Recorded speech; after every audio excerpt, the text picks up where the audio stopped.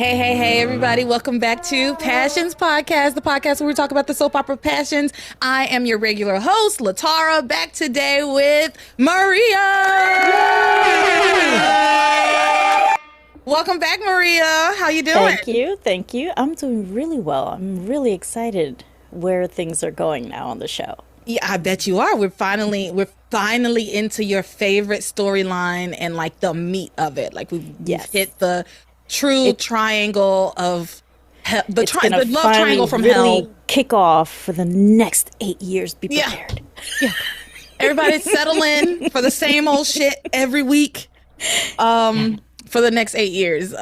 So we're getting into it. We're actually going to start today. We're going to start with Chad and Whitney and then go to Theresa. But before we do, I'm going to give a quick shout out to all the patrons over on Patreon. Thank you to Munashe, Lisa, Sid, Randall, Hannah, Camelia, Samantha, Jeanette, Eric, Fantasia, Sean, S, Larissa, Maria, Lisa, Jessica Jean, Laura, Karen, Uche, Paige, Casey, Garange, Tom Bergeron, Daisy, Shane, Kelly, Taylor Harris Crane, DJ, and our latest and newest patron, Kelly. Thank you all so much for continuing to be patrons and hanging out on the watch parties, which I'm gonna go ahead and today probably go ahead and put up next month's events. So yay. So we'll be on some watch parties, maybe another game night. Maybe we've been throwing around the idea of doing like scenes from the show. Yes, like assigning so characters. Yeah, I just feel like that would be so much fun, and like recording little scenes. I just feel like that would be, fun. No, and we would have to be overly dramatic, like a soap opera. Oh, absolutely. And I have to get like the musical cues too, like that. That's right. We already have the Rebecca. Yeah, so we just got to get some of those musical cues so we can really make it as authentic as possible. But anyway, enough of that silliness. Let's get on with these episodes. We watched 791 through 795, yes? Yes. Okay, great. We're all on the same page. We're all on the same page. No skipping episodes. Let me tell you, I dread the day that I say those numbers and the person I'm on with is like, that's not what I watched. Background story, you almost did that. I did. I appreciate you. You found the problem in my spreadsheet, my little sign up spreadsheet. I had skipped a week, everybody. And Maria sent me an email. It was like, or maybe it was text message. I think it was text message. It was like, hey, by the way, you skipped a week on the spreadsheet. On the sign up sheet. Yeah. Okay, great. Which is how I got to sneak in for an extra week. So you're welcome, people. Oh, please. There's no sneaking here. Maria, please, will you come be on the show? Maria, please. I'm always begging her. No, I'm not. But it's always a good time. No, she's not. Unless it's really good, like Gwen Ethan, then there's some good Gwen and Ethan this week. I feel like at least I might have to beg to be on next week because next week is also fabulous. Yeah, I don't even know. Listen, I don't even know who's on next week. I think it's Jessica. Yeah, I'm pretty sure. So, yeah, I mean, if you want to, we'll see. I might have to crash. All right. So first, we're going to talk about Chad and Whitney. Okay. And then we're going to follow Whitney over to the mansion and talk about Theresa, Ethan, and Gwen. So let's get into these two people. These three. In love. We've started up all the love triangles. I mean, they were already in motion, but like this week, we very specifically see Tabitha like literally conjuring up triangles, like physical triangles, and like putting all these people in them, and how she's gonna bring pain and suffering to all the citizens of Harmony because she got her powers back. Yay! She did, but I have questions. I have questions about her having her powers back because she got her powers back because Charity died, but then Charity came back to life and she still has her powers back.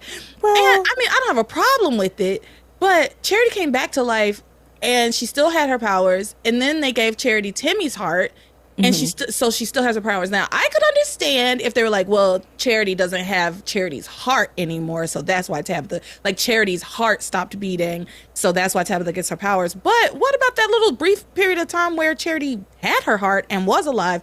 Tabitha was wreaking actual havoc. I think it was one of those things where it was like contractual, and so when she came back to life, she's like, no backsies. That's it. She's back No to life. backsies. No backsies. Yeah. So we're not even there yet. I know. We're skipping ahead.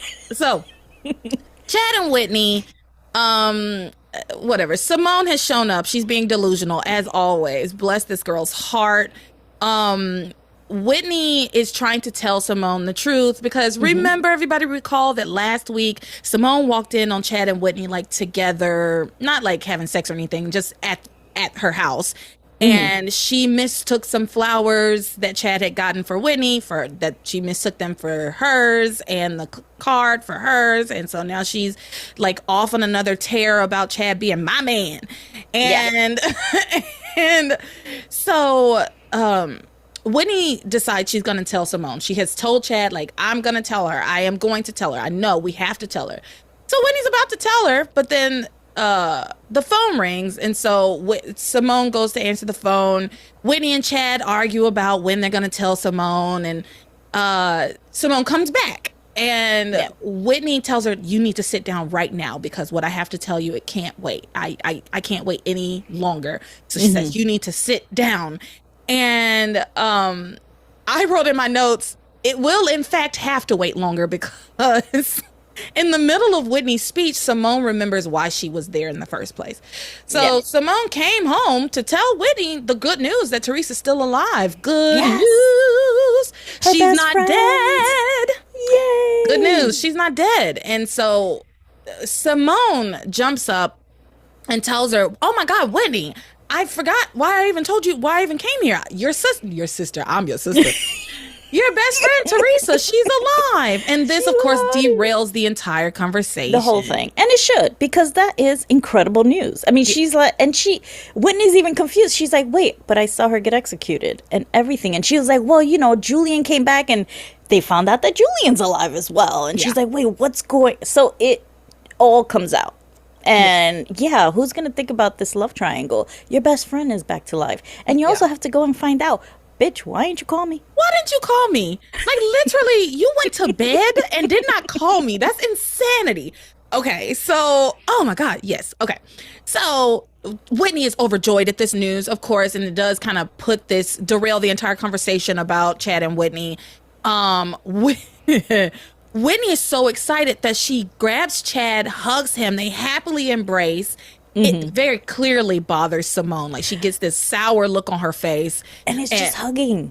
Girl. Yeah. And they're just hugging. But still, I do get it. Because she does think that Chad is her man. And so I would be looking sideways too if my sister was like, got some good news and was hugging my boyfriend like that. I might have a little, what's going on here? Yeah, but you would have also been having those looks from the beginning because Chad is always hanging around with me. I mean, always. I would never be in a situation that Simone is in because I'm not completely delusional. In fact, I'm extremely paranoid. So I could never have been in this situation just based on the deep level of paranoia I have. So Simone sees them hugging and she's like, oh, and she like inserts herself in their hug. It was so uncomfortable to watch. Comical. That was so comical. I'm laughing like this is so awkward. I was sick with embarrassment. She inserts herself in their hug like, yeah, group hug. And then she pushes them apart and she like latches on to Chad. And then she's like, yeah, Whitney, I'm so glad to see that you and Chad are getting along now. Remember how badly you treated him when he came to town? All those horrible, mean things you said about him. But me, I always knew Chad was great. Right, Chad? I always knew you were right. I always knew you were a great guy. But Whitney, she never believed in you. Like, no, nobody's going to tell me that Simone doesn't know. You're not going to tell me that Simone doesn't know because why would she be trying to basically paint Whitney in a negative light to Chad in this moment? Exactly. You're not going to convince me. overly trying. It's like you almost were trying to convince yourself at that point. Yeah. And so then she's like, so I'm glad that you guys are getting along now because that's all I want for my sister and my man to get along. Okay. Oh, they get along. More than you think.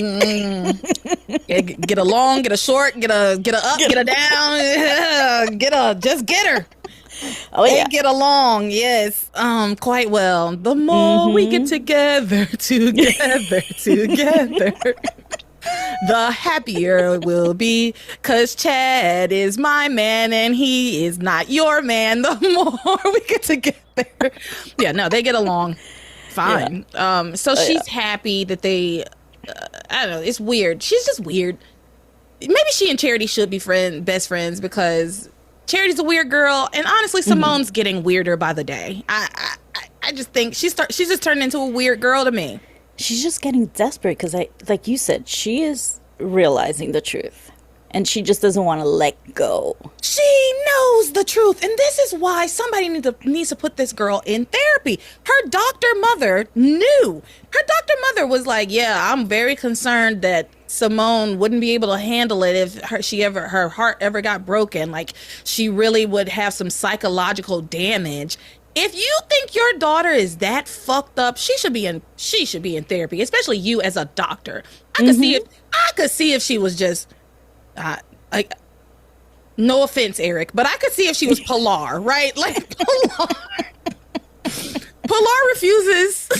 I get it. Pilar doesn't believe in well, she believes in medicine, but she doesn't believe in, like, you know, that sort of thing, I guess, therapy and all of that. She just wants her kids to just get over it. She just told Theresa to get over it after she committed suicide, essentially, you know? God, yes. Twice. She's more so the one who's, like, telling you to turn to God and doesn't necessarily believe in, like, therapies. But Eve is a doctor. Eve is a doctor who's telling her other daughter, like, yeah, your sister sure does have some psychological issues. Yes. Okay, you recognize that and you are not doing anything for her? Sorry, we've spent a lot of time here, and I only have like 4 notes. And why not have Eve tell her daughter that she then can't have a boyfriend? Like, ease her out of the fact that it's like, no, I don't want you with Chad. Yeah, well, and I will say to Eve's credit, which I say begrudgingly, to Eve's credit, she has told Simone, like, you're too young. Honey, you know you're too young for.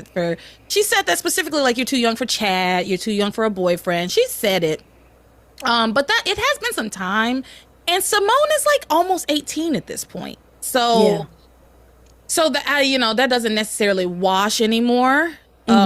But yeah, I just somehow Eve wasn't even in these scenes, and I've managed to turn it into her fault. Yes, you have.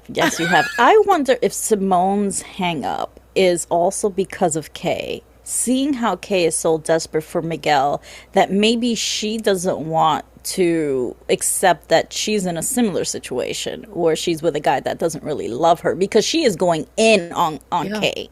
So maybe she just doesn't want it to be about her as well. Like, she knows, but she doesn't want to accept it because she's technically in the same situation. Yeah, I agree. I think that could definitely be part of it in her subconscious. Like a projection. I think on a certain level that Simone definitely knows what's going on between Whitney and Chad, right? I think she's in denial about it. I think she's kind of refusing to believe it. But it keeps getting harder and harder for me to just say she's delusional, right? Like, it keeps getting harder and not say, like, she's just being malicious, because it's starting to feel malicious. It's starting to feel like, you know, this man doesn't want to be with you, and you know that these two people are, like, struggling to tell you the truth, and you have decided to, which actually, let me take that back. It's not malicious. They need to just tell her the fucking truth. Actually, I would be acting the exact same way. You're gonna have to say it. Good point. Yeah. Actually, I take it back. I take it all back, Simone.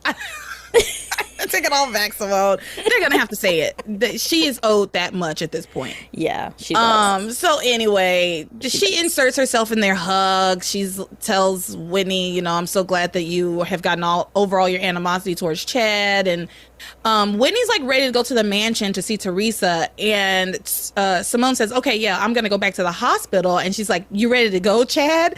And Chad's like, no, I'm going to the mansion with Whitney. And Simone's like, why? Why would you go to the mansion with Whitney when I'm going to the hospital? Makes no sense because Ethan is there. That's his best friend. And Theresa just came back to life. And you know that Chad is a huge Ethan and Theresa fan.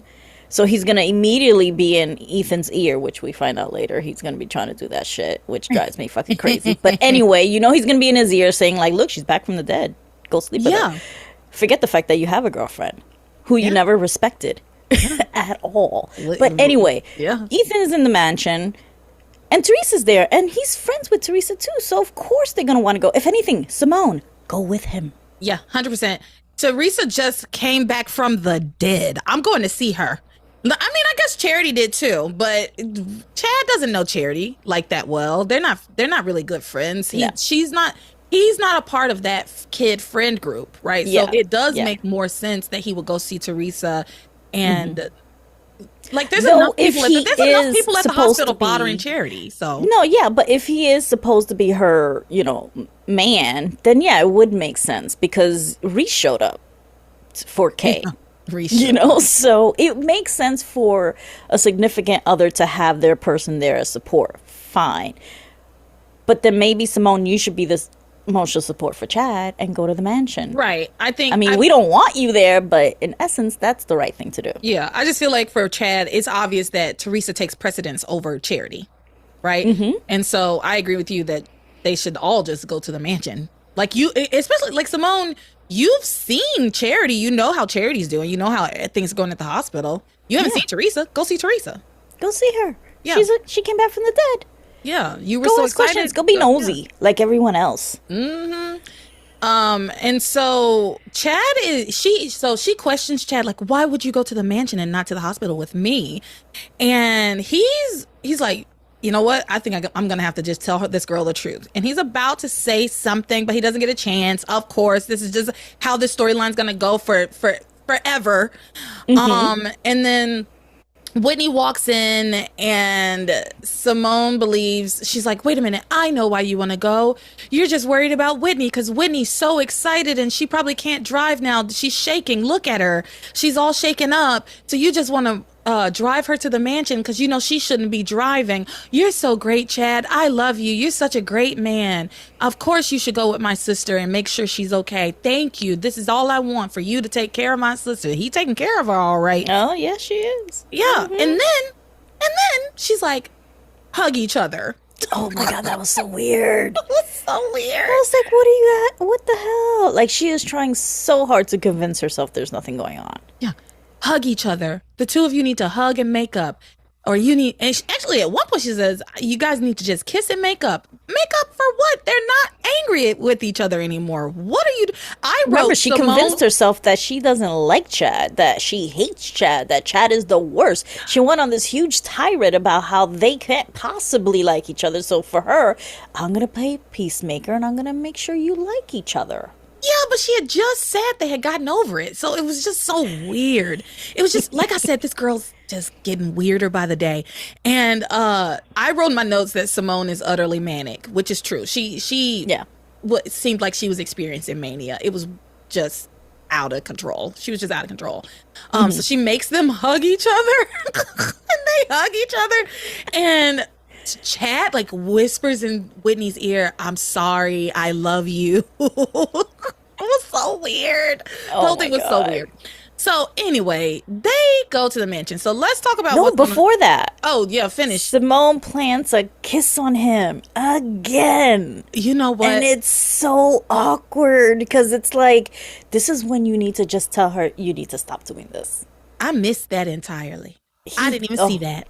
I didn't even see it. I missed it entirely. You're like, Simone, you're just not seeing what you don't want to see. No, this makes me so uncomfortable. It makes me so uncomfortable. You got that secondhand embarrassment. It's Like, so no, girl, embarrassing. stop. Yeah, so if I did see it, maybe I blocked it out. Maybe my brain was like, no, we've had enough of this. No, Um, yeah, she plants another one on his lips, almost to like let Whitney know, like, he's mine. Look at me kiss him, even though what? he's not kissing her back. And he's almost like, oh my God, get off me. Oh God. Oh God, this girl, I'm so embarrassed for her. And I feel like I say it every week, every time they come up.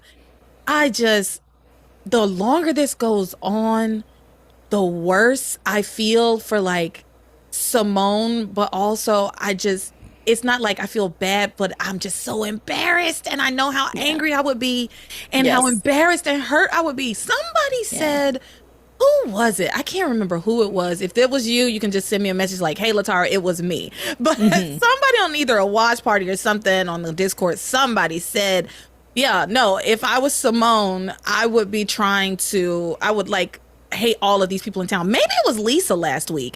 I would hate all of these people in town. I would be on Tab of the Side trying to destroy them because they all knew that Chad was with Whitney and nobody told me Yeah. and watched me make an ass of myself every 10 minutes calling this man my man. I can't remember who it was, but whoever It said might have that, been it Lisa, was because now that I'm thinking about it, yeah, everybody knows about Chad and Whitney. Even everybody her knows. own best friend. Yeah, everybody knows. Everybody knows except for her. Even So, Jessica, who doesn't even have a storyline. Because she found her in Chad's studio yeah. So and covered. And I covered for her. I agree with I think it was Lisa last week. I think it was Lisa who said I think during the watch party. we have to that yeah, she would be on Tab of the I'm Side. And I'm wondering if like, this yeah, is destroy these fucking people. Yeah, I'm wondering if Passions is doing this to set it up as like a Simone villain storyline, like wrath Well, on everyone. they're obviously making Simone's. We know that Simone turns into like basically a villain, right? Like they paint her as a villain. This is her villain origin story, right? Like so, yeah. They're trying to make her a villain. I have to reserve judgment until I see it. But I think I might not see Simone as the villain that they painted her as the first time around. I think I might see her as Only more because they of a could have just victim. told her They could have from just the told her. beginning. They could have just told her and they didn't. So, all right. So you ready to move on to the Yes. mansion? The What's going on at the mansion. manse? Oh. Okay. Well, Hold on, I gotta scroll up. There's a lot of notes. okay.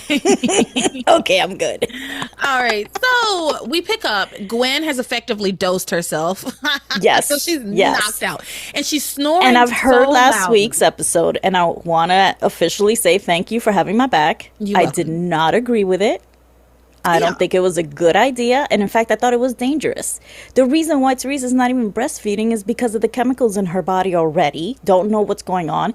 And now you're going to put in pharmaceuticals coming out of Rebecca's breasts? Right. What the hell? Yeah, You just don't know how random that's going to drugs. interact. She has a baby. Look, I am not a Teresa apologist, and we know this.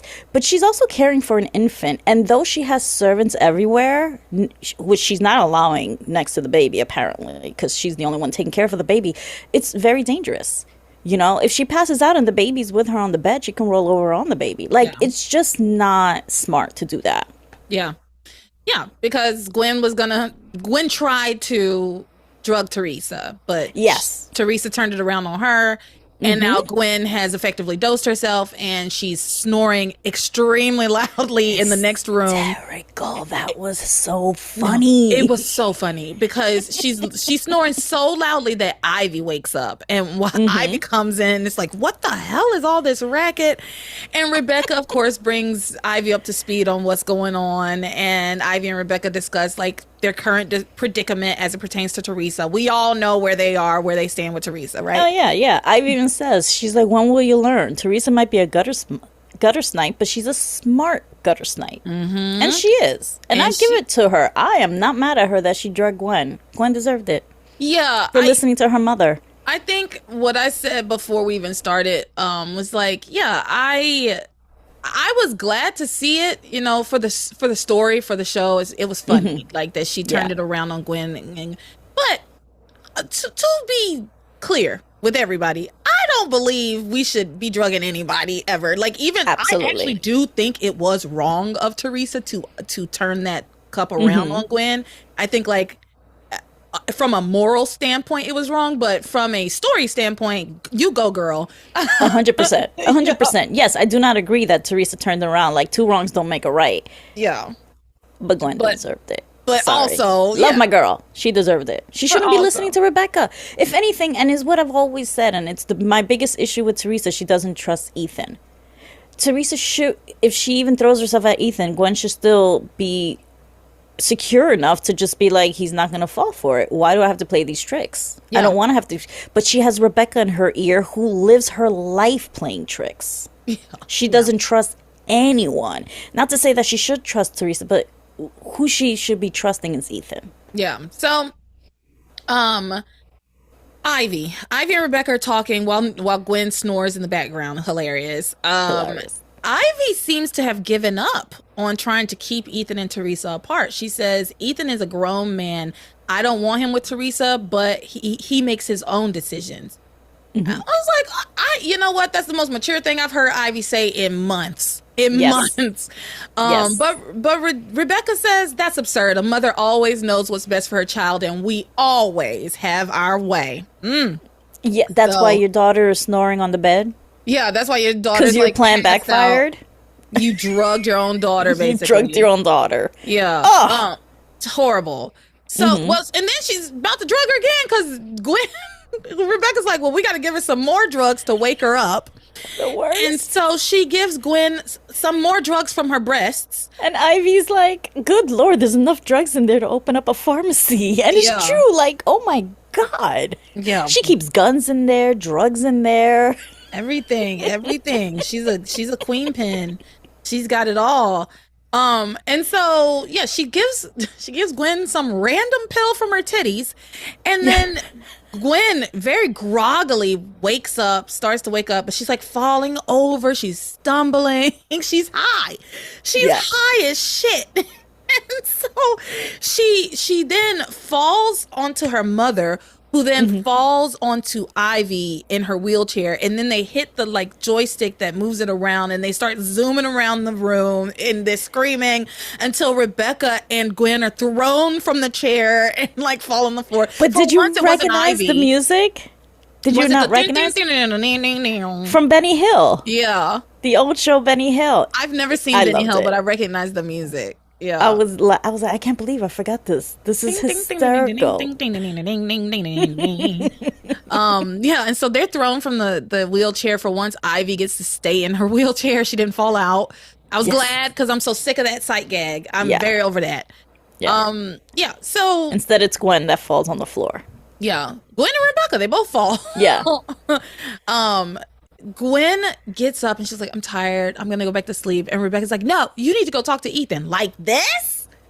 Like this? This girl's a exactly. And she splashes her with water, too, to wake her up. Like, stop abusing this girl. Yeah, she throws some water on Gwen and I love it. Gwen's like, yeah, I'm going to go talk to him. And she went straight to the bed. She's like, no, I'm not.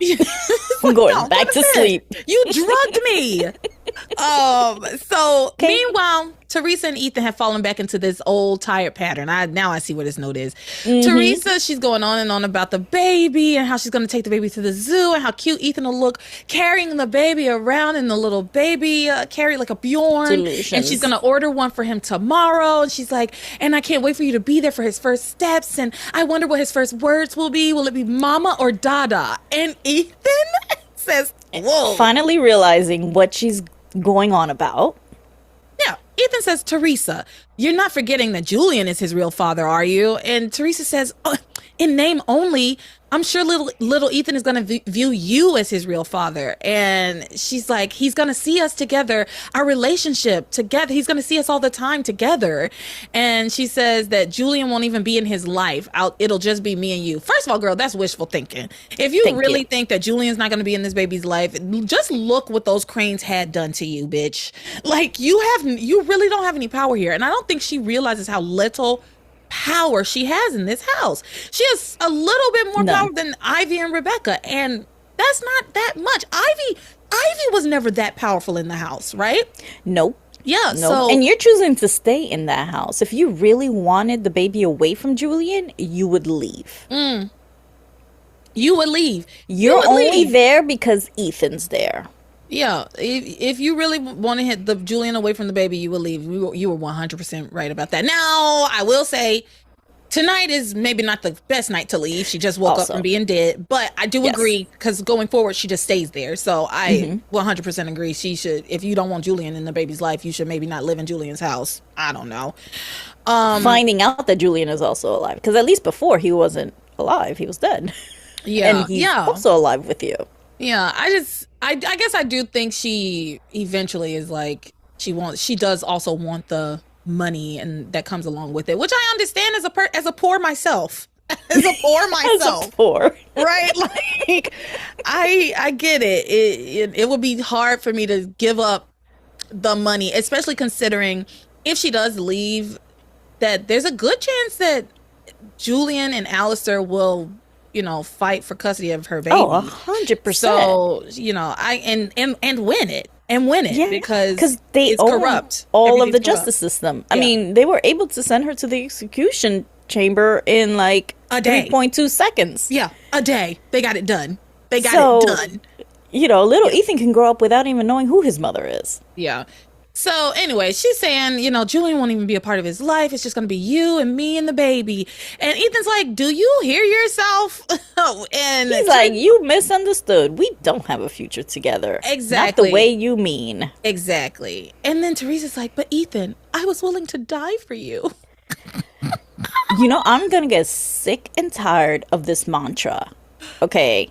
Sick Yeah. and tired. Because no, you did not. You were at first trying to protect him, but on that table, on your way there, you're like, wait a minute, he's not saving me? It was all to get him to notice you and to save you and to be your martyr. And now you're trying to be his martyr. Like you wouldn't have had to die if you would have just came to him and trusted him and told him. Agreed. But I do think in Teresa's head, she felt like she was willing to die for him. In Teresa's head, she's living with Ethan already. I think that is a true statement coming from Teresa. Ethan, I was willing to die for you. But yes, I do think that is a true statement. That she was willing to die for Ethan. I mean, she effectively Teresa is did. able to convince herself of anything, even if it's not what played out. She convinced me too. So Well, she didn't convince me. She didn't really do it. Because even when she confessed, all she kept saying is, the cranes will get me out. The cranes will get you. Like, she never actually believed she was going to die. Yeah, she never believed it, but she also looked at Ethan and said, I knew the risks when I That is true. confessed. I'll give you I knew that the much. risk. Yeah. So anyway, Ethan, she says, Ethan, I was willing to die for you. And Ethan's like, I appreciate it. Yeah. He's like, I appreciate it. I know you'll never know how grateful I am that you didn't have to. What? Oh, that you didn't have to die. You didn't have He to says, because he yeah. could have just gone to her. You'll never know how grateful I am that you didn't have to die. But realize, Teresa, that if you would have just come to me and told me that you were confessing to a murder you did not commit, none of this would have had to happen. I mean, once again, you didn't trust me enough to tell me the truth. And I can't live like that. I can't live with someone I can't trust. I need someone I can put my faith into.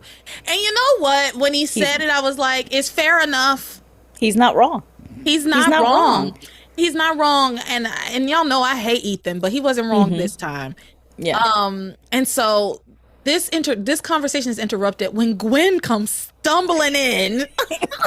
Oh my God! Practically being pushed by Rebecca because Gwen really just wants to go back to sleep. Yeah, she comes stumbling in a very worrisome condition, right? Like she looks horrible, and Ethan clocks it. He's like, "Oh my God, Gwen, are you okay? What's going on?" Teresa, and I will say, I did say some not so nice things about Teresa here because Teresa tries she's been very immature about the whole thing. She tries very immaturely to She is a child. keep Ethan. She is a child. I know. I'm using your own excuse. She is a child. She is a child, but I did say that I was going to start treating her more like an adult when she had this baby, and she has had That's the true. baby. Yeah. And so I you making grown folk choices. Gotta act grown. So she's being so immature. She's like, she's trying to keep Ethan's attention on her and the baby. She's like, Ethan, but the baby, Ethan, oh my gosh. And then she tries to make fun of Gwen snoring. She's like, snoring. Oh, you were snoring so loud, right, Ethan? And Ethan's like, yeah, it was adorable. Yeah. Which was cute. Yeah. Oh. Yeah, and that cracked like Theresa. It actually was cute. It was cute. Yeah. I even though I'm not the biggest fan of Ethan and Gwen. I know. But I can love it. I'm gonna be real with y'all. I'm also not the biggest fan of Ethan and Theresa. I have really turned a corner that I did not think I would turn.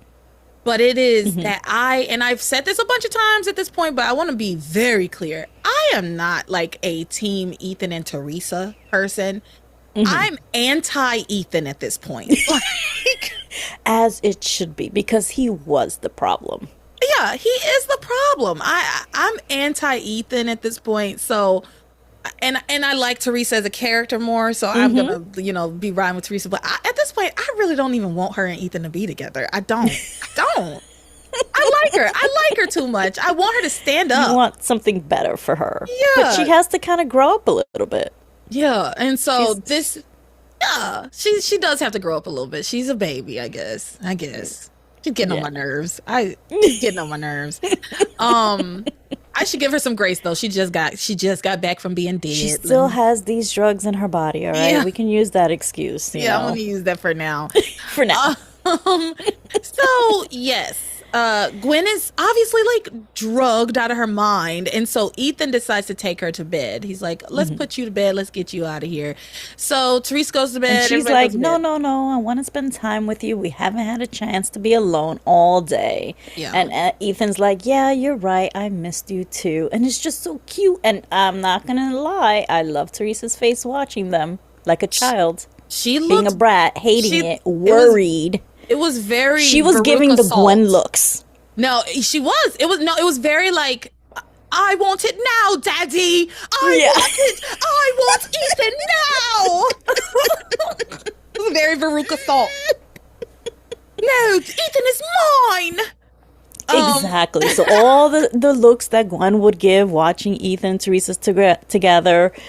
It's now Teresa's turn. It actually is. You're right. It's Teresa's turn. She's given the looks that Gwen was having to give.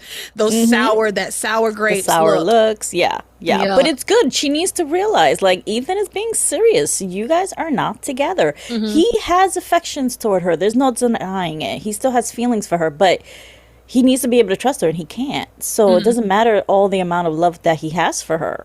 Yeah. He can't trust her. I agree. I mean, I think, I agree. I think Ethan, is a huge thing for him, right? It's a big priority for him. And I think that his priorities and Teresa's priorities do not quite align. And I think that's where they're having an issue, right? Is that for him, the trust is paramount. It's the top. It's above the love. And for Theresa, it's the inverse, that the love, if Ethan lied to her over and over again, which he will, if Ethan lied to her over and over again, she's going to accept it and take it because she's like, well, I love you. I love you. Yeah. So for her, nothing can come between us. The end justifies the means. Yeah. And for Ethan, no, the means need to work out toward the end. Yeah. So later on, Theresa is having one of her signature fantasies, right? Like Ethan comes in, she's having a bad She's having a bad dream. Ethan comes in. He comes to her bedroom and tells her, oh, my gosh, you were having a bad dream. I just came to check on you. I was worried about you. And then he tells her, you know, I was thinking about it and you were right. We need to be a family. And she's like, oh, I knew you would come back to me. And then Gwen comes in and is like, you conniving slut. I knew you were up to something. And then Gwen attacks her. It's a Theresa fantasy. It's a signature Theresa fantasy. You can tell immediately. Like, I don't know which kid watching this fell for it. At this point, they could not get me with this. At this point, they couldn't get me with it. Like, the minute Ethan showed up, I was like, it's shirtless. The minute Ethan showed up shirtless, I was like, yeah, okay, sure, Theresa, Ethan's come back to you. Yeah. Well, she's having like this bad dream. And then... Yeah, because Gwen in her dream is choking her. Yeah, in her dream, Gwen is attacking her. So in real life, she's having like a horrible dream. And she's like, calling out. And then the same thing that happened in her fantasy happens in real life, which is Ethan hears her, comes in to check on her, and she grabs him, like, oh, I knew it, Ethan. And he's like, oh, no. Calm down. So then they get up and they check on the baby, and then there's a knock at the door, and it's Whitney and Chad. Whitney is, and like, what time is it? That's another thing. It took you all night? What time is it? Or maybe it's still nighttime. They just went to bed. No, yeah, it is. It's definitely still nighttime. We are still in the same night when Theresa came back from the dead, when Charity died, when Timmy died, and then when they brought Charity back and gave Timmy day and passions. Yeah, Charity's Timmy Hart. We're still in the same night. It's just like a long night, like, because Whitney and Chad like had sex for a good portion of the night. Yeah, and she should still be glowing. Like, what? I'm just trying to figure out what time it is, because like, I guess it's late. If it's 3 a.m., that's my thing. If it's 3 a.m., I don't know that I would go running over to the mansion. I'll go in the morning, but I guess Theresa did just come back from the dead, so it's a special circumstance. So anyway, all that to say, Chad and Whitney show up.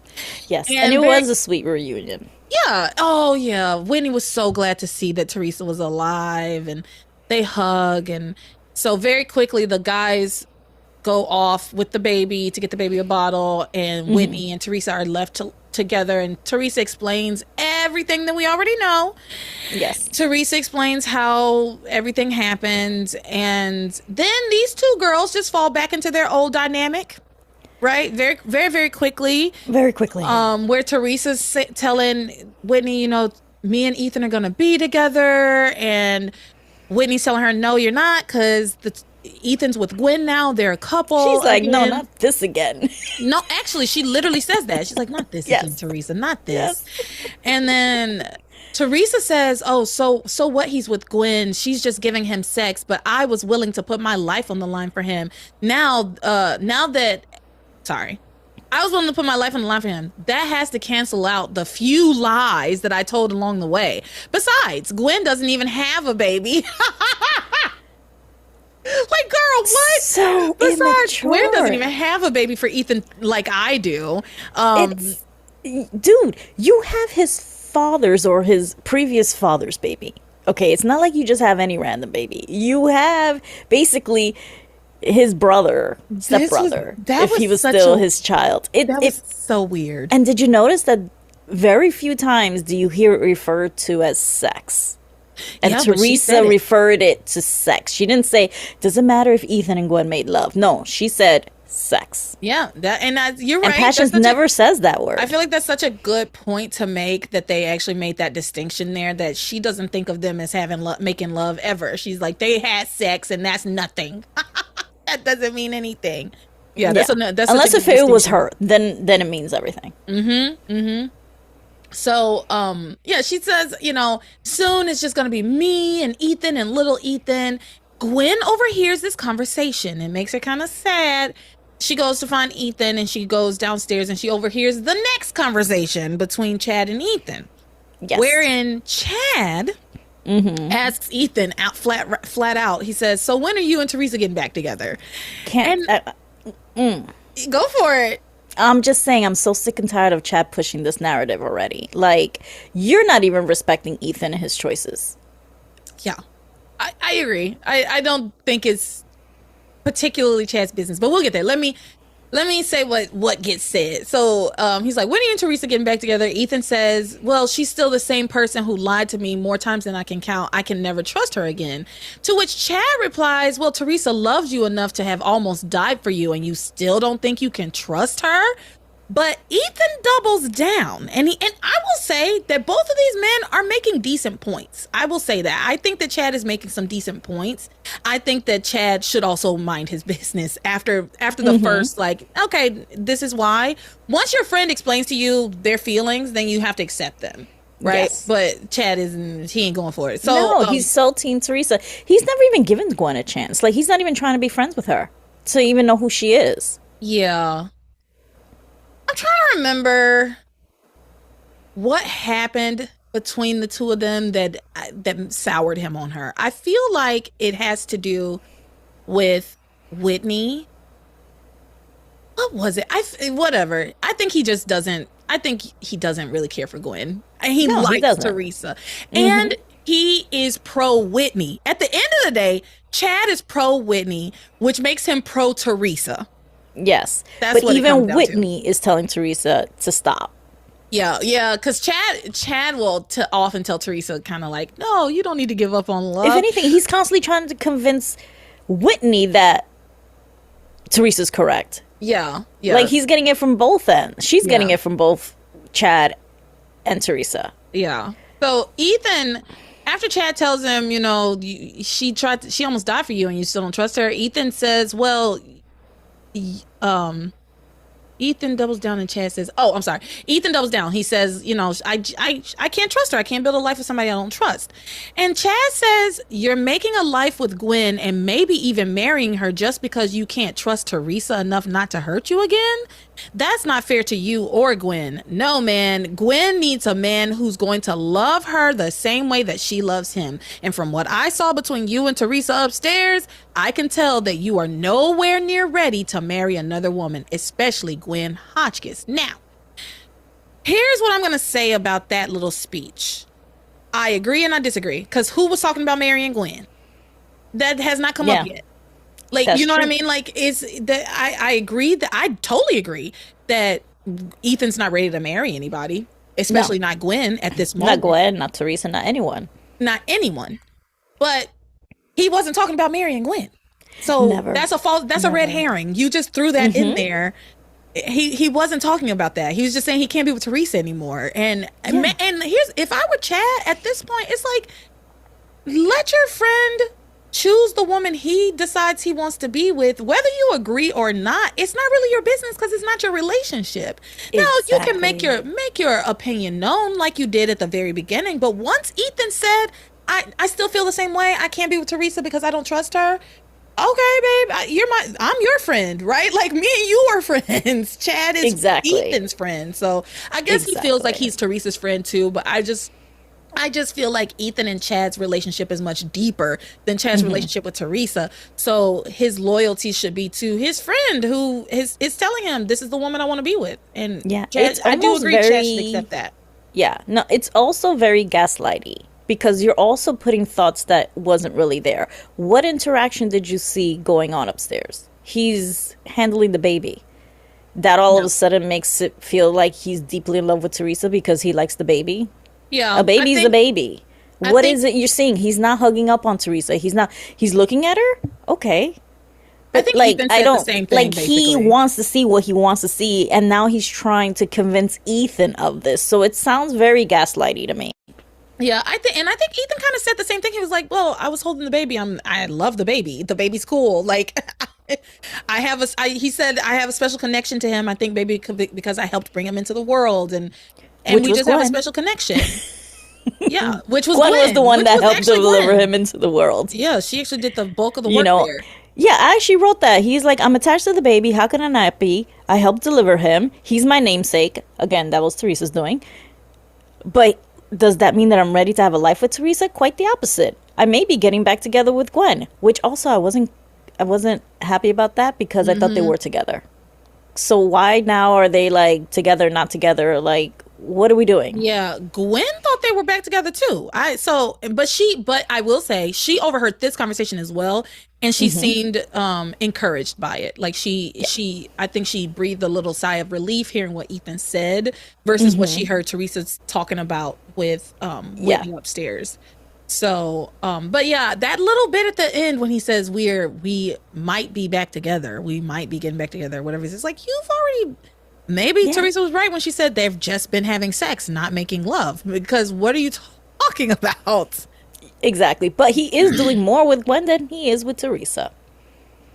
He's caring for her. He's sleeping with her. He's, looking after her, taking her out of the wet clothes, yada, yada. Yeah, well, Teresa was in jail and then dead. So no, but just recently, because he's like, oh, your clothes are wet. Let's get you out of these wet clothes. I mean, yeah, but he was with Teresa all night helping her with her baby. I just don't think I just personally don't think that's really, Ethan just does that kind of thing. I think if anybody walked in there and was like, oh, you're you're groggy and let me help you. Yeah. He thinks of himself. But he was saying that he missed her and everything. Like, they were being lovey-dovey with each other in front of Theresa. I'm not gonna sit here and act like that's not happening. It is happening. It is absolutely happening. I see it. I'm not delusional like Simone. I can see it. I can see what's going on between Ethan and Gwen. And Ethan does love Gwen. I think he's obsessed with Theresa. And I think Theresa's obsessed with him. I think he has a very unhealthy attachment to Theresa, which is why he doesn't actually deserve Gwen.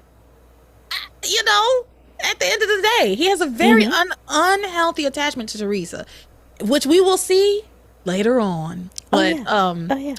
But anyway, back upstairs, Whitney is trying to talk some sense into Theresa, and she says to her, after all this mess and misery that you've put yourself through trying to convince Ethan that the two of you should be together and be a couple, you're still not going to give up on him. And Theresa says, I never have and I never will. Ever. So that just is setting us up for all the shenanigans that are to come, like where Theresa is telling us, the audience, I'm not going to give up. It doesn't matter what the fuck happens. Which means you don't care about Ethan's agency or what Ethan wants. And let me say know best. My thing is, I think at the very beginning of when we were watching the show, at a certain point, I was saying that it just felt like Gwen just wanted to beat Theresa. Like, she just wanted to win. It's starting to feel the same way for Theresa now, too, that she just wants to win. Like, she just is like, I'm never going to give up on Ethan because I've put my mind to it. This is what I fucking want, and I'm going to get it.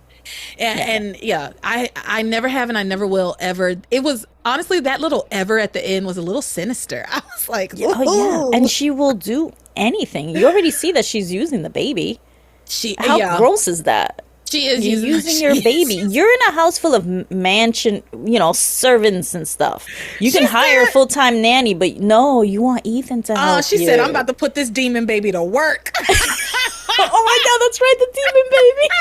She said, it is Julian's baby, technically. She said, you're going to have to sing for your supper, kid. You're here for one reason and one reason alone is to get me Ethan. That's why I named you little Ethan. That's your job. You have one job. You got one job. It's the most impossible task in the whole show, but you can do it. I believe in you. Exactly. All right. So that's all I have for them. Do you have anything to add before we move on? Except I'm crashing next week because it's going to be good. Okay. So now, oh, good God, we're going to move on to, believe it or not, something even less enjoyable. It's time to talk about Shoei's. You sure you don't want the other sound? Yeah, I don't have a good sound for this week. It was it's just such a mess. And y'all, I went a little hard on Luis last week because he pissed me off. But I'm gonna dial it back on Luis, and I'm gonna have to go after Sheridan a little bit this week. She was irritating the hell out of me. Yes. She was irritating the crap out of me. So let's get into it. Believe it or not, I have so many notes for this. Really? Which usually I have like half a page of notes for Shoei's, but this time I really paid attention. This week I actually kind of paid attention to them, so let's talk about it. Pilar and Sheridan. Oh, we pick up and they found Antonio passed out, and they think Luis killed him, right? That's right. They're at the cottage.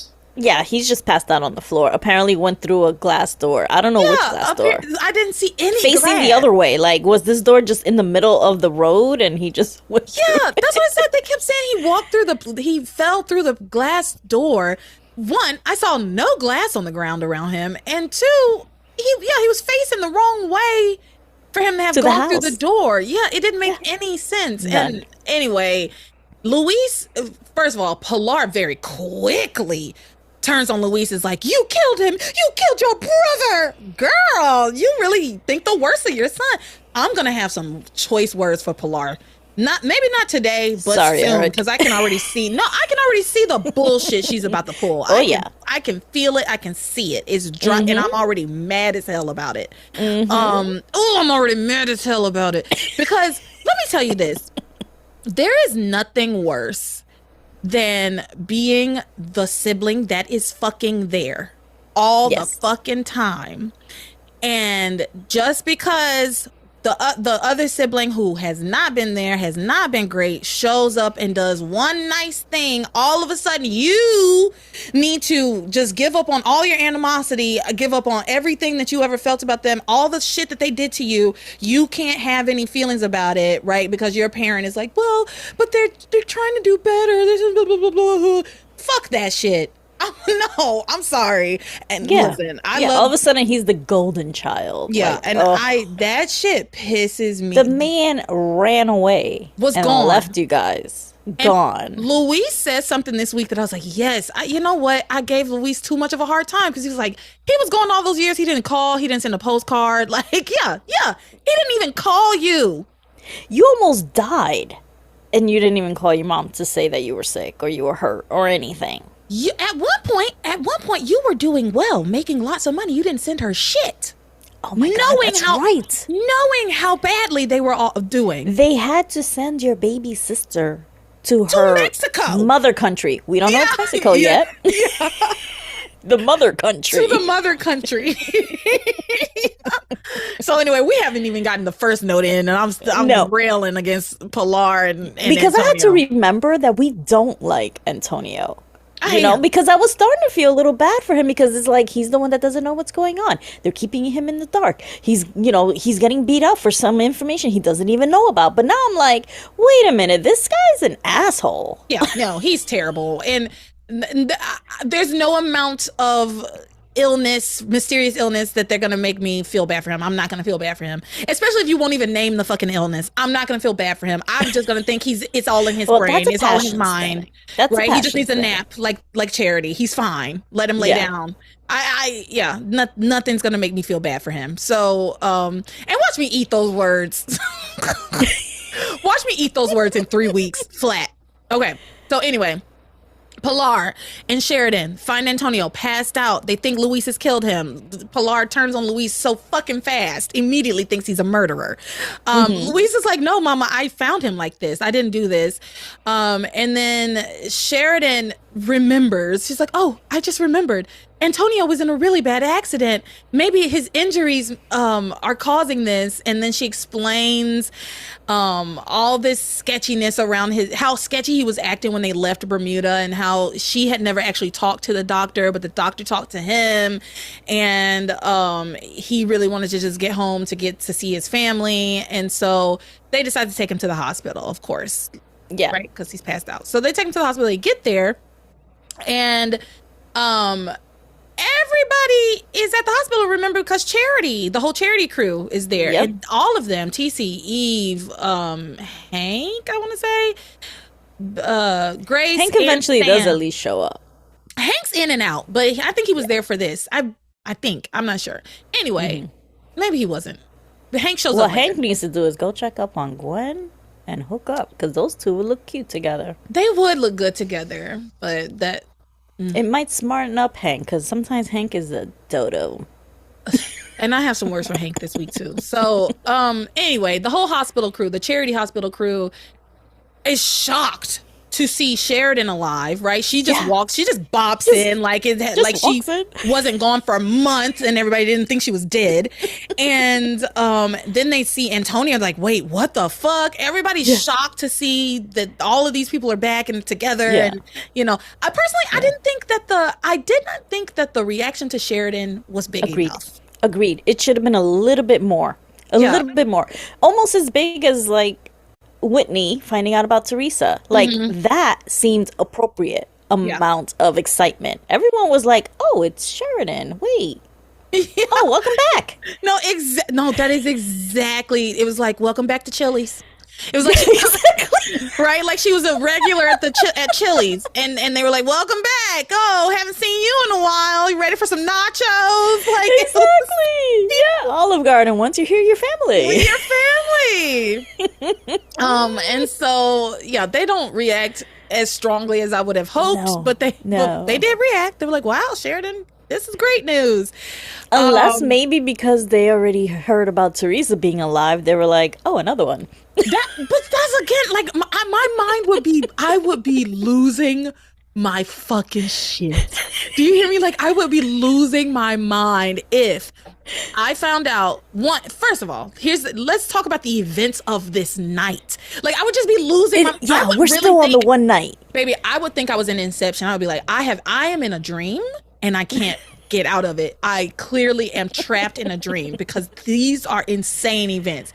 Because first, Timmy and Charity show up to the hospital, have these like crazy injuries. Timmy dies. Charity dies. Then they bring Charity back to life, give her Timmy's heart. Meanwhile, all while a giant storm is raging. Yes. Right? Has knocked out the power. They've had to use random batteries from defibrillators. I cannot say that fucking word. Defibrillators. I can't say it. Yeah. While everyone in the hospital have gone home. Right. And it's only the main characters doing everything. Hello. And so they've had to do all of that. There's been a storm. There's been all of this. Then they find out that, then Luis pulled a gun on them, right? And then... And Miguel. I'm sorry, not Luis, Miguel. Miguel was who I was talking about. Miguel. So, and Miguel pulled a gun on them at one point. And on top of all of that, we found out Teresa's not dead. Julian is also not dead. Yep. Okay. And not only that, Sheridan's back and she's alive too. I'm losing it. And Antonio just showed up, who's been gone for years. That half of them don't even know who he is. Yeah. They're like, oh my God, Antonio's back too. It's so much. So much. And nobody is having the reactions they should have. No, it should be a little bigger. That all happened in one night. That all happened in the last like hour and a half of their lives. But this also aired in the height of the summer where everyone's watching. So they have to make everything spectacular. Everyone has to come back. This day probably lasts the whole summer. It's been crazy. I feel like, if I was in that emergency room, I would be overstimulated for sure. I'd be like, yo, actually, I gotta go home. I can't. Too much. Before someone else comes back from the dead. Yeah, I gotta go home. So, anyway, Sheridan shows up and she gives She gives Eve Antonio's doctor's like card that she got when they were in Bermuda so that Eve can get his medical records. And then Sheridan and Luis argue about Antonio. They do this all week long. They argue about Antonio all week long. It's honestly, personally, I think the argument is a little dumb. They keep having the same conversation over and over again, but eventually, whatever. Sheridan tells Luis that he needs to know. She's like, you need to know that Antonio and I are lovers. I felt like this was so ill-timed, but I guess there was no good time. And I guess the best time, I guess it is a better time since Antonio's at least passed out at the moment. So she's like, I got a little moment away from him. I can tell you what's really going on. So I do appreciate that Sheridan just was like, I need to lay it all out there and tell you that Antonio and I are lovers. And but Luis, he takes the news relatively well. He's like, you know what, Sheridan, I don't blame you, but he is furious with Antonio, and she just keeps trying to explain to him, how they fell in love, but Luis is like, no, my brother, he took advantage of you. He probably kept you from finding out who you were on purpose, which I kind of agree. I felt like he didn't want her to find out who she was. He would get mad any time she would talk about trying to figure out who she really was, or talking about her dead lover, which, that was starting to get a little annoying. Like, your dead lover's dead. Stop bringing him up. Either you're with me or you're not. Like, I'm sure you can't stop having thoughts and memories of him, but you can stop telling me about it. All right. Exactly. But he did purposely try to keep her from finding out who she was. He tried to keep her isolated. Right. Yeah. And would get mad every time she would, too. Yes. So I actually kind of agree with Luis saying that his brother was probably trying to keep her from finding out who she was on purpose. He cites, like, he doesn't know about the cranes. He knows about the cranes. He knows he didn't recognize the pictures of you in the newspaper. I'm sure it was in the news all over the world. It was huge news, which is what we kept saying. But we do know that they didn't see it. They never saw it. Well, actually, and it is a small island. It's not a big island. Well, Diana did see that newspaper with her name in it. She saw the newspaper and it said Sheridan Crane did or whatever. And she's like, Sheridan Crane. And it did not spark anything in her. Nope. Remember, her memory came back when she saw her dead lover. And there was no picture. And there was no picture in the article. Which also strange. What article's not going to have a picture of a celebrity when they die? The American princess. Yes. The American princess who was best friends with Princess Diana. That would be massive news. Yes. If a couple of years after Princess Diana's death, her best friend, the American princess, also died under mysterious circumstances. Yes. Or in like extremely violent way. That would be enormous news. We would still be talking about it in the year of our Lord 2025.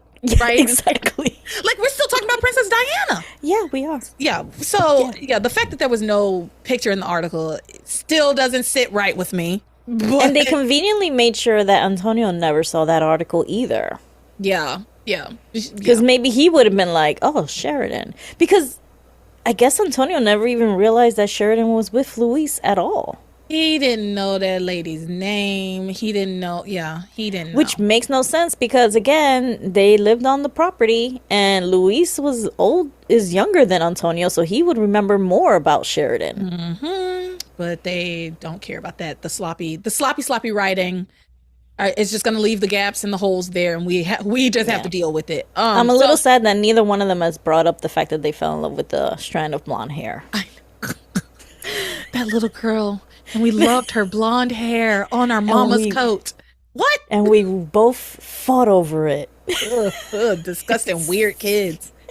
So like give those kids some toys, damn it! They were that poor. That's what I was about to say. I was like, talk about being poor. That's deep poverty. Y'all playing with strands of hair. A stick outside. Oh my god, y'all playing with strands of billionaire girl hair. It's weird. Well, anyway, Luis is upset with Antonio, saying that his brother probably kept her from finding out who she was on purpose. They argue about Antonio some more because Sheridan doesn't. She's defending Antonio, and then she tells him, you need to mend things with your brother. This ain't the way to do it. If you not telling him that you've been sleeping with him. Yeah. So then Antonio wakes up and Pilar and Eve are in the room with him, and he wakes up and he's looking for Sheridan. He's like, "Where's Sheridan? I got to get out of here. I'm leaving this hospital." He's so annoying. Oh, brother, this guy stinks. He's so irritating with the like, you passed the fuck out. We couldn't wake you up, and now you're in such a hurry. He's like, "No offense, doc." Talking to Eve, "No offense, doc, but I don't much like hospitals, and I don't much like doctors either." Huh? What? What are you talking? What? You Shut up been and lay your ass down. Yeah, seriously, stop it. Just stop it. Stop it. Lay your ass down because we brought you here because you could not walk. Hello? You were not awake. We thought you were dead. And no offense, and so he's trying to get up and leave the hospital. And you know what's wrong with you because the doctor told you. And you're just deciding to ignore it. Yeah, he knows that he's sick. He drives me nuts with this. He knows he's sick. He knows there's something wrong with him. He's just keeping it a secret. And how do you think that's going to make your mother feel? He doesn't think about Pilar at all. Never. And I hate that. I really, really hate that. And I hate it even more because she is about to ride for him. So hard. She's about to ride so hard for him. And he's keeping stuff from her still. Yeah. Right? I don't know. So he's getting up, he's trying to get out of there. Eve's like, "No, you need to lay down. There's tests we need to run. You're not well." And then he's like, "Well, I need to find Sheridan." And Eve's like, "Why?" And he's like, "Well, Sheridan's my fiance." And she looks at him, she's like, "Sheridan's not your fiance?" I love how many times people look at him and say, Sheridan's your fiance. Like, Sheridan's not your Exactly. It's like, fiancé. you sure about that? And How hard did your egg get hit? And he's like, wait, what do you mean? Why don't you think she can be my fiance? And then he answers his own question because he sucks. He's like, oh, it's because I'm a poor Lopez Fitzgerald from the wrong side of the tracks. You thought I could never marry a Crane. Well, I'm marrying a Crane. Okay. And You hated the Cranes. You literally left to run away from the Cranes. Yeah. Well, he they love Sheridan Crane. She's the only Crane they can stomach. Yeah. So Eve and Pilar then go to get Sheridan because Antonio's like, well, I want to see Sheridan. I want to see my fiance. And you know what? I want to see Luis too. And so they go off to find Sheridan and Luis. I think this is the point when Pilar brings Eve up to speed on why. Yes. Because Eve she was giving her all kinds of look like, shut up, Yeah. don't say anything, shut up. Yes, Pilar was like, please, Eve, shut up, don't say anything. Yeah, absolutely. And so they go to find Sheridan and Luis and tell them that Antonio is awake and is looking for them both. And Luis says he can wait. I loved this. I loved this so much. Yeah. He can wait. He kept us waiting all those years. He kept us waiting all those years. No phone call, no postcard, and now he just shows up out of nowhere and expects us all to be at his bedside. Well, he can wait, and we'll visit him later. I love that because I agreed with Luis. Even if you're like, yes, your brother's sick, something bad happened to him, but once the docs is like, yeah, he's up, he's awake, okay, he's fine, we'll go see him in a minute. Like, yeah, exactly. Sheridan just got back. Sheridan's his priority, understandably so, over Antonio. Yeah, and this is the only thing I don't like about the two brothers is that they're both being extremely possessive of Sheridan, and neither one of them is allowing her to make her own decisions. They're all like, no, she's mine. No, she's mine. How about someone else, Sheridan? Yeah, well, I will say Luis multiple times this episode asks her, right? He's like, are you in love with me? Or are you in love with my brother? He does ask her. And so I do appreciate she says both, that. So that doesn't help. She doesn't even say anything, and we will get there. She is that's true. She didn't answer. Insufferable at the moment. Yeah, like, let's give her some grace. She just got her memory back. She has these two personalities that are slowly merging. She seems to have gaps in either side, so she's still trying to figure out, who am I? Yeah. Am I Sheridan? Am I Diana? Like, these are two different people who now have to live in one body. Yeah, I agree. It's just tough for me. It's just so hard for me because, and we will get there, but I do And agree. Again, all in one night. She just got her memory back. I do agree. You are right. She needs a little time to process, and that's the problem. No one is giving her time. Let this woman think for 24 hours to figure it out. The problem is also they're not telling Antonio, so he has no idea that she needs this. Right. So for him, it's like, that's my woman. This is my issue. The let her think, I agree with, but I also feel like, what is there to think about on the front of telling him the truth? Right? Exactly. Like, let her think about who she wants to be with. Okay, I personally feel like there's no contest between these two brothers, but but she fell in love with both of them. She was another person. Like you said, she's got these two weird personalities merging into one. She doesn't let her think. It's just been a night. She just got her memory back. I 100% agree. But I disagree on the front of, we need to tell Antonio right now. Like, he needs to know. This is, and it's going to make me, it puts him in the kind of in that same category as Simone, where everybody knows but him. Yeah. Yes, and it's taking away his agency because he doesn't know. He doesn't know how to properly react to things. From his standpoint, this is his fiance. He coerced her, but he got her.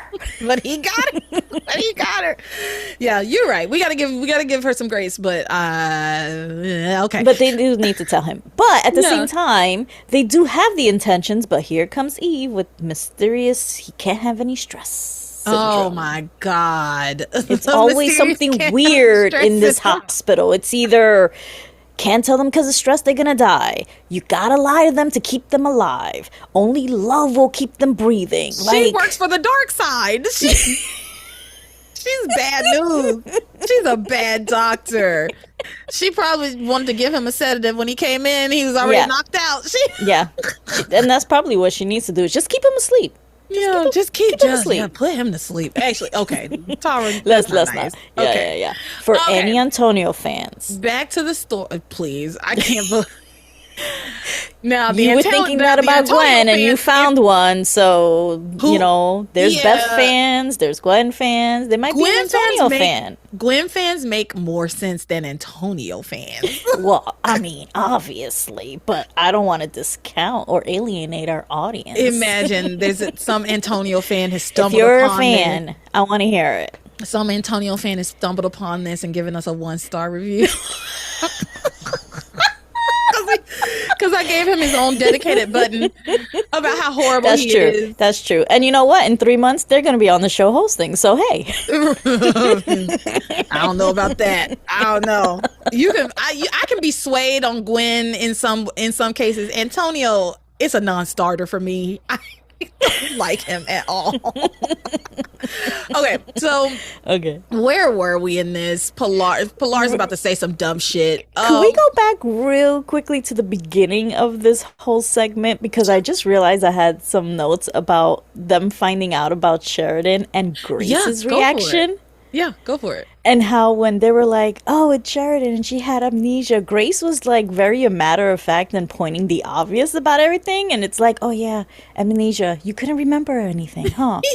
Yeah. And she was like, yeah, and I had questions about who I was. And she's like, yeah, because of the amnesia. Because of the amnesia. That cracked me up. She was trying so hard to connect with Sheridan. It's like, finally, someone else who has it too. Yeah, I feel like it also felt like she was waiting on somebody to be like, oh wait, Grace, you have amnesia too, don't you? Yeah, exactly. That's exactly what it felt like. Like, yes, amnesia. Yeah. Where you can't remember anything, right? Yeah, fishing for somebody to like make it about her for a moment. Exactly. Yeah. No, great. That was funny. That was funny.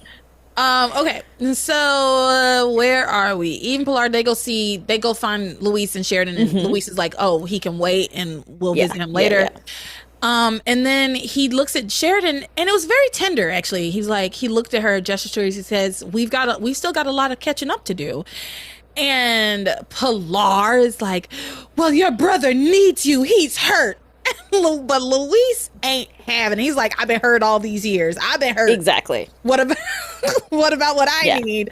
Exactly. But Sheridan is actually very worried and explains that, Antonio got hurt because he was in a race because she had gambling debt.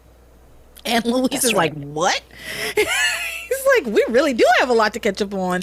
Exactly. And another reason to hate Antonio, because how the hell are you going to let Sheridan go into a gambling debt? Yeah, well, and he lost track of her. And I will say to the end of time that what did she even sign? Who is Diana's not even a real person, right? Like I don't know if she was actually in any debt, but you know what?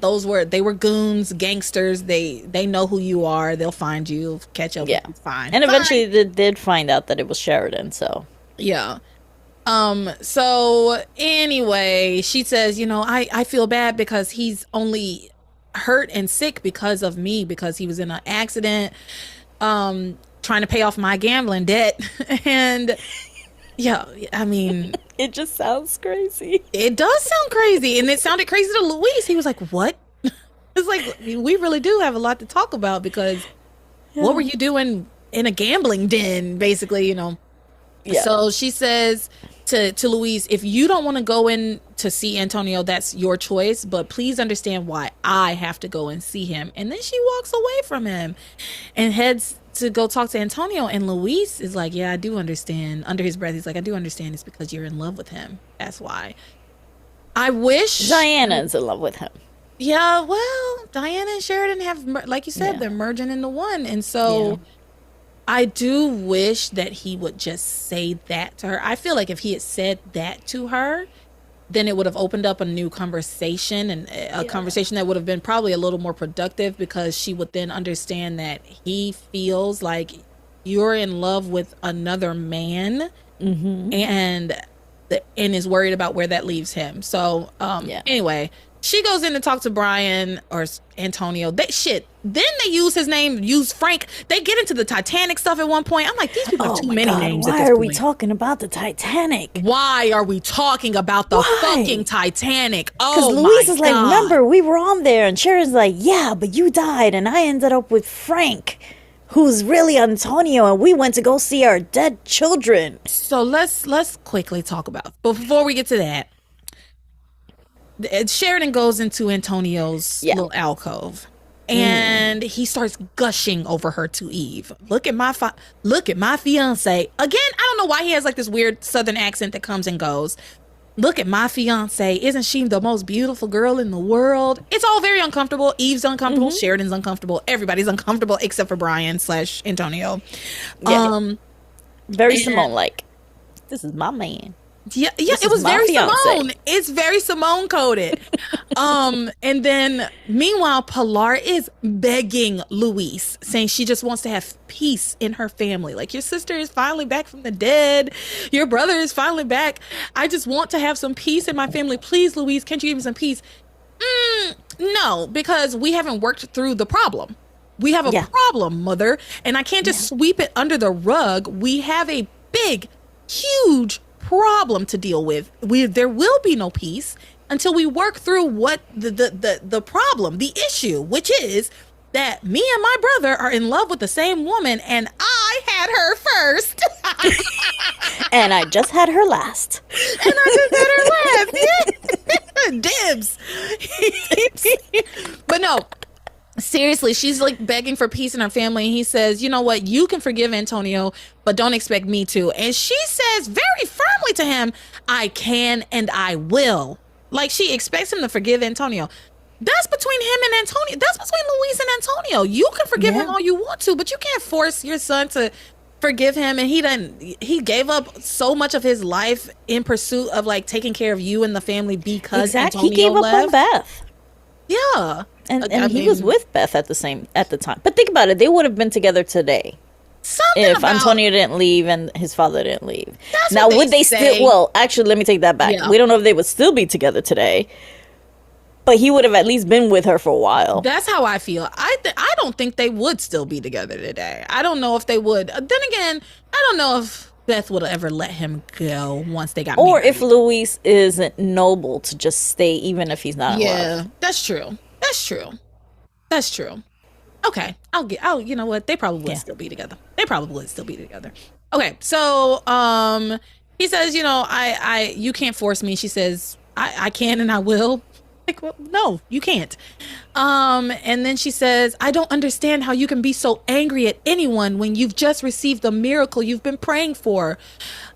Maybe because this miracle you speak of feels more like a very cruel prank. Like, this doesn't feel like a fucking miracle. Yes, Sheridan's back from the dead, but she came back with my brother, whom I can't stand, and they're engaged to be married and have been together all this time when I've been grieving for her.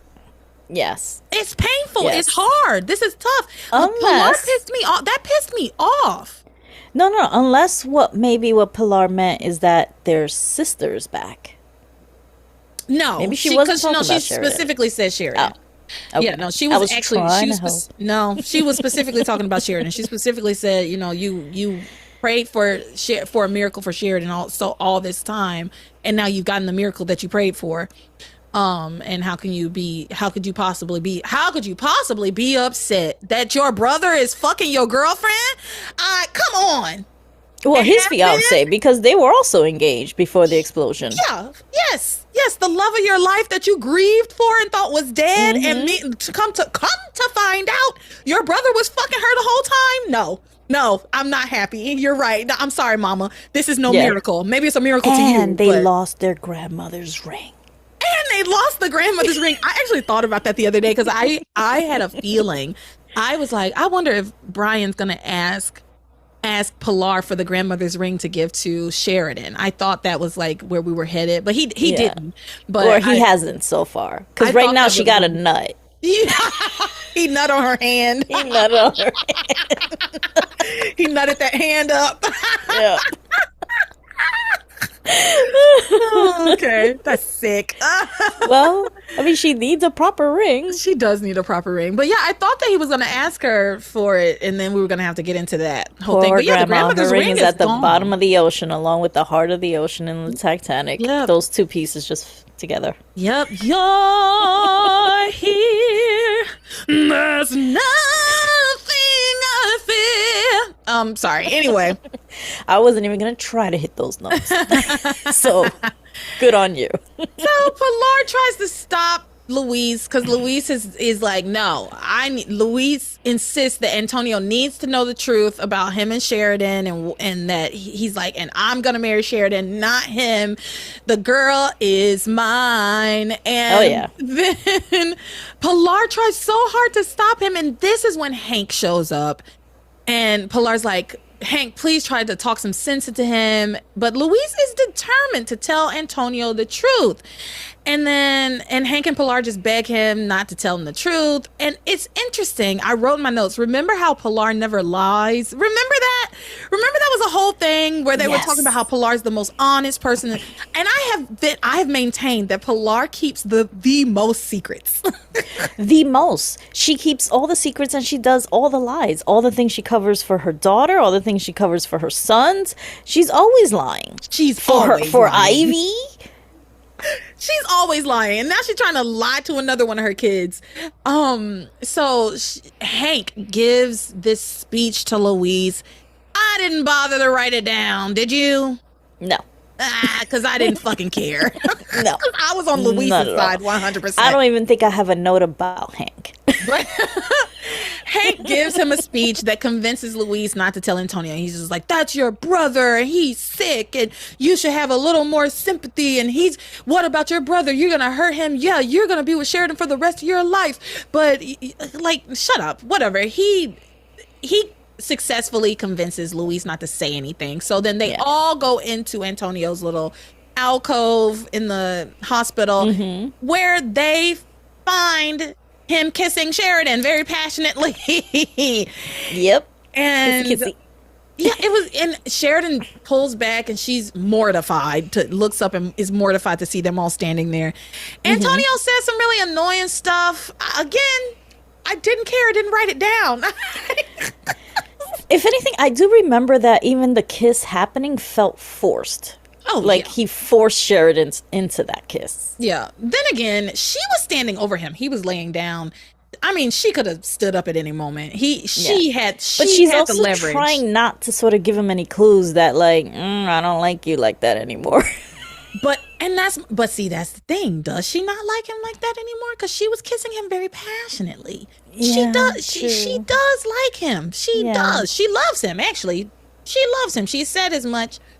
But this goes back to the conversation we've had about Sam over and over again about the choice involved in monogamy, right? Like the choosing, the person that you choose. You can love two people, but the choice that you make is so incredibly important, right? Yes. And that you choose that person, you just keep choosing that person over and over again.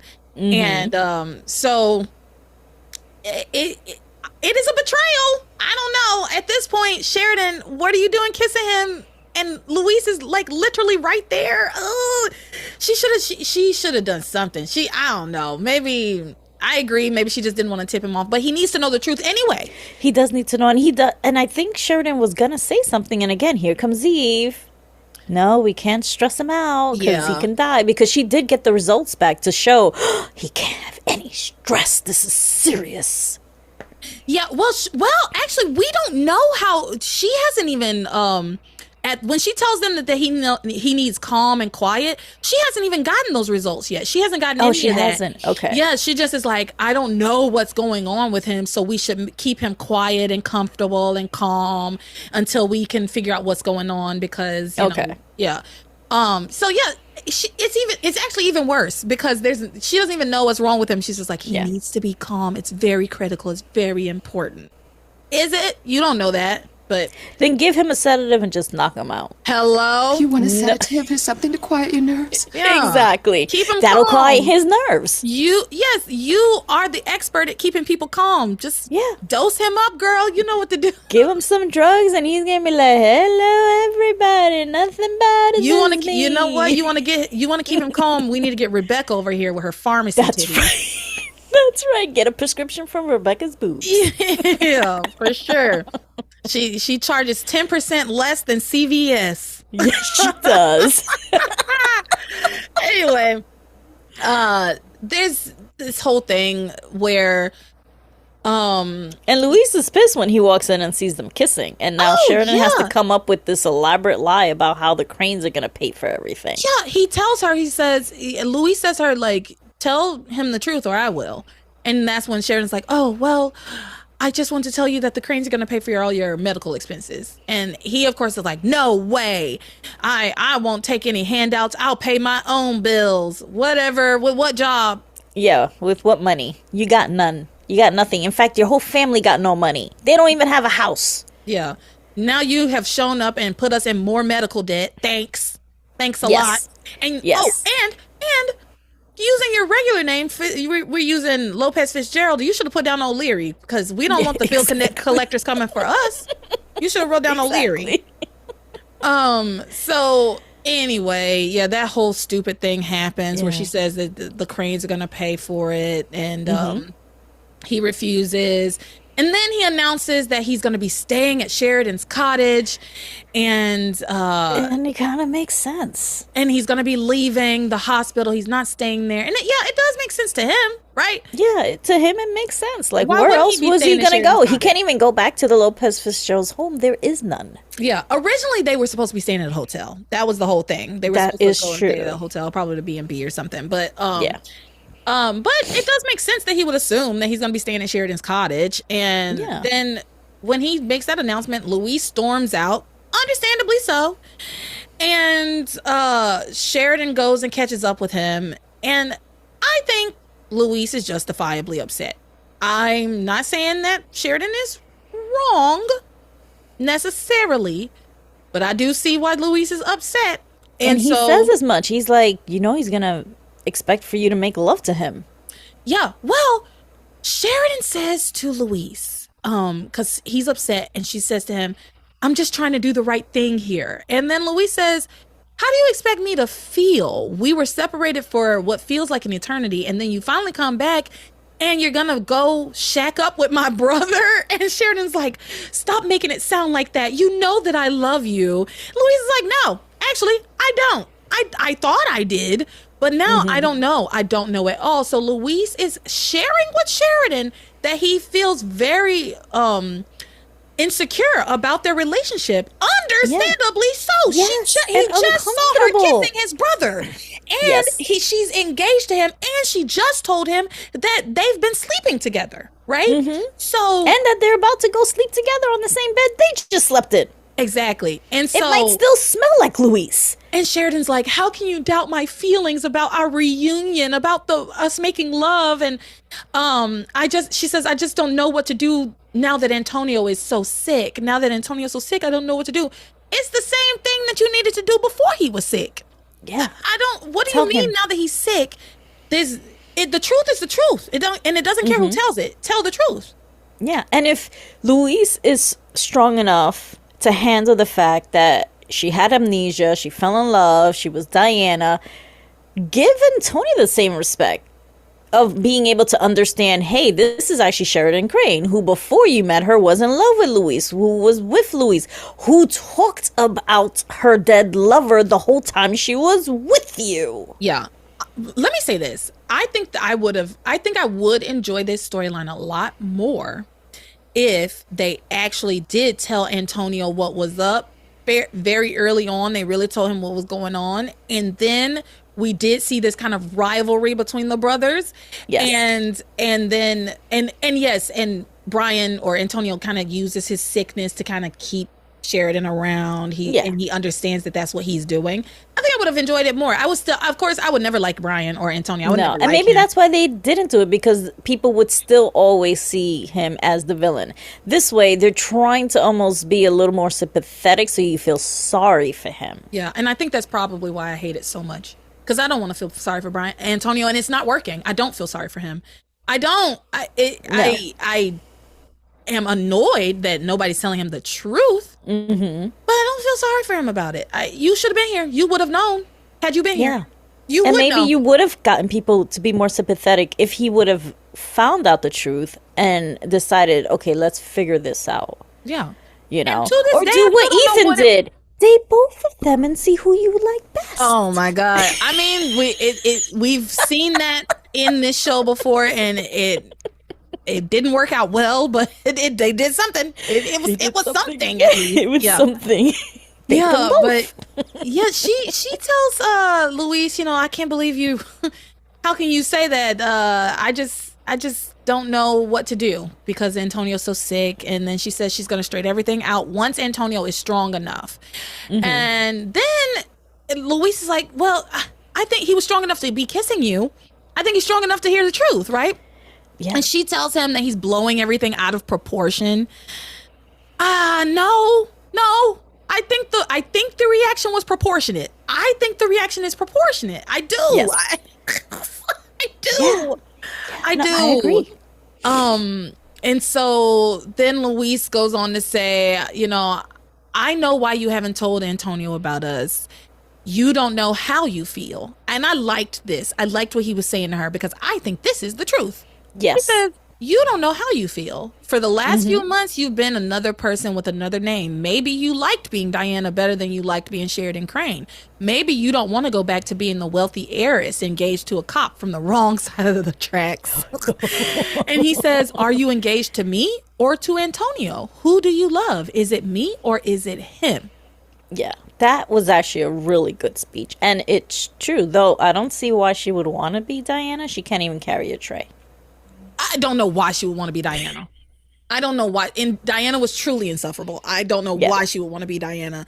But except for Diana doesn't have all these horrible memories. Like Diana's childhood isn't this horrible montage of all these awful things that happened to her, where she was being shipped off and she didn't have any love from her family and she thought she murdered somebody, and she doesn't have all of those things. So I could see her wanting that kind of clean slate.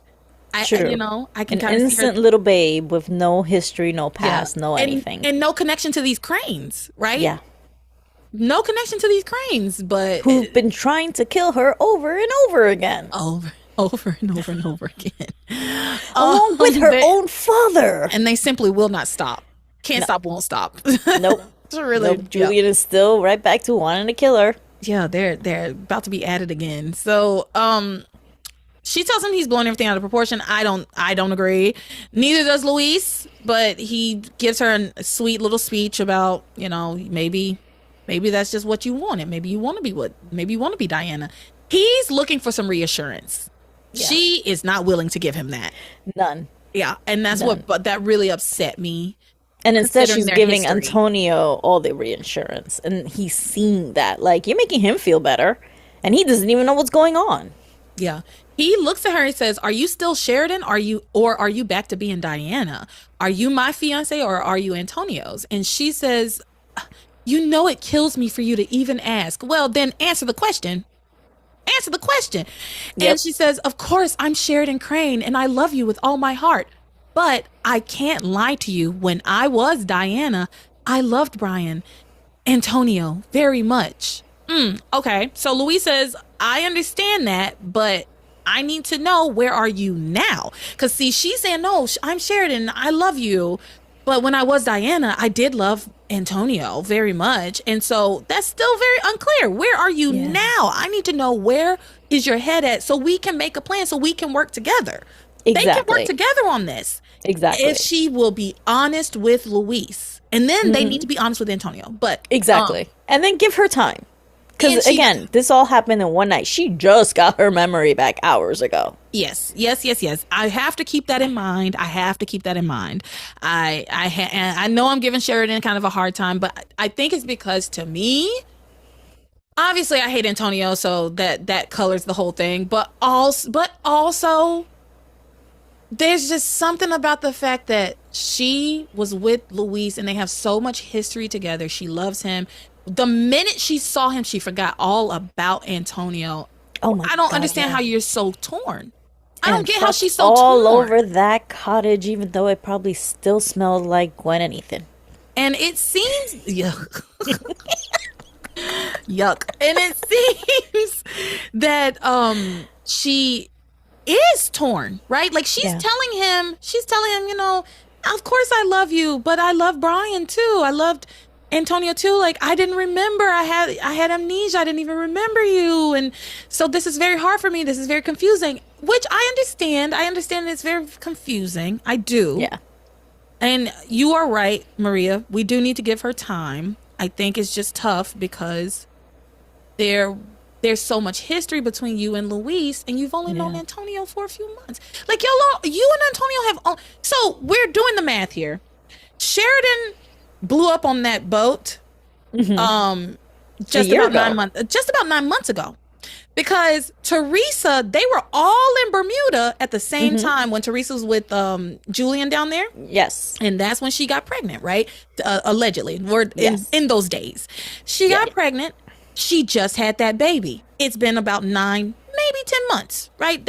She's got a newborn baby. So that's how long Sheridan's been gone. It ain't been that long. And for the first, 4 or 5 months, she was resisting Brian. She was resisting him. She was, yeah. They really only got together in the last 3 or 4 months. Yeah. So you're willing to. I mean, Luis already has been through so much. Not saying she hasn't. She has also been through so much. But he thought you were dead, and you only were with this guy who turns out to be his brother for a few months. You can't give up on this guy you were with for just a few months for the man that you loved and could not forget about while you even had amnesia. Sheridan, come on. It's not a hard choice. I think that's what's pissing me off, is it's not a hard choice. Again, she's merging two people. So Sheridan has all those memories. Diana did not. And so she is having this innocent, fresh, new relationship as Diana. So from Diana's perspective, no, but that makes no sense because even as Diana, she kept thinking about her dead lover. Yeah, she kept thinking about her dead lover. Sheridan was coming through. Yeah, and Sheridan was still coming through. Yeah. And so to me, it just doesn't. I think what's really irritating me is that they're about to drag this out, and it's so unnecessary. Yeah, it's you're so projecting the torture you're about to head on. Yeah, till basically the end of the show. It's ridiculous. No spoilers, but spoilers. It's ridiculous. They're about to drag this out, and it's so incredibly unnecessary. Yeah. Now, I am going to throw a caveat in here. Luis still has not mentioned Beth, not one time. Though she did come up. And Beth is here, so we're gonna talk about Beth actually in one of these notes coming up. But yeah, I will say, Luis still hasn't mentioned Beth, and that to me that's also bad and wrong. That's really bad. He needs to be honest with Sheridan about what was going on with him while she was on the island. That's gonna be interesting to see Sheridan's reaction. Yeah, especially after Luis has been so upset. It's tough for me to say he's completely justified because he hasn't been completely honest with Sheridan. If he had been completely honest with her, I feel like I would be 100%. When she said, "Hey, I slept with him," he could have been like, "Yeah, let me also let you know about Beth." At any moment, at any point. At any moment. Truly, there was. I was also engaged to, because also he snuck out to break up with Beth. Yep. He didn't tell Sheridan where he was going. Yep. He was like, "Oh, I need to nip this other thing on the side because I need to get back to her." I need to get back to her. Yes. So anyway, Luis, he's keeps kind of giving her this same question, and she keeps skirting it over and over again, and somehow they end up talking about the dumbass Titanic shit. I'm over it. I'm over it. Where's my blue button? They're talking about Titanic. Yeah, it's stupid. It was terrible. I was so annoyed. They start talking about Titanic. They bring each other up to speed on like, oh, I was on the Titanic website and we found pictures of ourselves. Da da da da da. Who gives a fuck? I hated this. But eventually, I don't even understand why this is even a thing. Eventually, we get to the point, which is Titanic. This whole Titanic story prompts Luis to say to Sheridan, so are you saying that history is going to repeat itself and you're going to choose my brother over me again? And you're going to marry him and have a happy life with him like you did after the Titanic? And then Sheridan says, well, I'm in an impossible position, Luis. It's not an impossible position. It's not. It's not that it's not. It's not that hard. It's not that hard. How about changing history? Yeah. I mean, you also know that you had other past lives, and in other past lives, you also didn't end up with Luis. So how about changing it in this life? Yeah. Make it a little different. Tabitha hasn't interfered yet. Well, that's about to change. But I mean, yeah. Luis says, well, you have to choose. You need to choose. And she's like, well, I can't just flip a coin and decide. Nobody's telling you to flip a fucking coin. Do you think I think that this is such a flippant thing for you? I don't think it's it's not a flip a coin kind of thing. It's not Taco Bell or Burger King. Right? Like exactly. It's people's lives. And yeah, no, I know shit. I don't think that you need to just flip a coin, but I also think that this is our love is more important to you than that you wouldn't even. I don't know. She just was irritating me. And then she says, I need time to decide. And Luis tells her, there's no time, because if you take my brother home, he's going to expect to sleep with you. And if you do that, then as far as I'm concerned, you've made your decision and you and I will be finished for good. And I agree. Yeah. I agree. Yeah, she tells true. him that an ultimatum isn't going to help things, but. No. But it's true. It's like if you go back to the cottage and you sleep with him, then yeah, you did make the decision. You know, because if you then are only doing it to like not tip him off, then you're giving that man pity sex. Yeah. And from Antonia's point of view, why would you want pity sex? And you've still betrayed Luis, right? And just you need to tell the man the truth. Like there is a step between we are here at the hospital and now we're at the cottage having sex. And that step is you tell that man the truth. And then there's no question if y'all going to be having sex, because you don't everything's out in the open, and he would understand, oh, well, I'm up in the air on this, and until then I'm putting the kibosh on the whole thing. On both of you guys. And then there wouldn't even be a question. You wouldn't have to keep lying to him and it's trying to get away from him while he's trying to grab at your titties. You can just... You know what I mean? Because you know that's where this is going, right? He's already doing it at the hospital. But again, we're playing this compassionate. She's trying to be compassionate because he's sick. And I hate it. I hate it. Because the longer this goes on, the worse it will be when the truth comes out. Exactly. Hello? Exactly. And so anyway, she's like, I'm sorry, Luis. I just don't know what to do. I just got my memory back. Okay, I'll give you that. I'm still in shock over what a horrible position my amnesia has put us all in. But you giving me ultimatums can't make me just turn my feelings off for your brother. And then Luis apologizes to her. Yeah. But he does say, but you do have to choose. He apologized to her for being, so pushy. But he says, but you do have to choose. You still have to make the choice. Just because it's a hard choice doesn't mean that we get to ignore it. Exactly. And it shouldn't be a hard choice. And it shouldn't be a hard choice. It shouldn't be a hard choice. Yeah. But she should go talk to Grace. Grace would have great advice on what to do when your past comes to the future. Grace would give the worst advice, because Grace made the worst decisions. When John and what's that man's name? David. When they showed up. Yeah. Yeah. So but who did she choose? She chose the person before the amnesia. No, she chose the person. Technically. She chose her husband. She chose Sam for now. Post amnesia. But Sam is post amnesia. David is, quote, before amnesia. Right. And she chose Sam. The person after her. I don't know. It's so convoluted at this point. Oh God, I'm not looking forward to that storyline coming back up either. But anyway, Yeah. let's talk about what's going on with Beth. Beth is at her home crying, sobbing, I falling felt down bad. the walls, upset, snotting because Luis has broken up with her. It is very sad. And Meanwhile, the way he did it, it was so cruel. it was. Meanwhile, but you know what? At least he did it. He did do it. Edna is berating her, antagonizing her. And that does not horrible. make it better. It's horrible.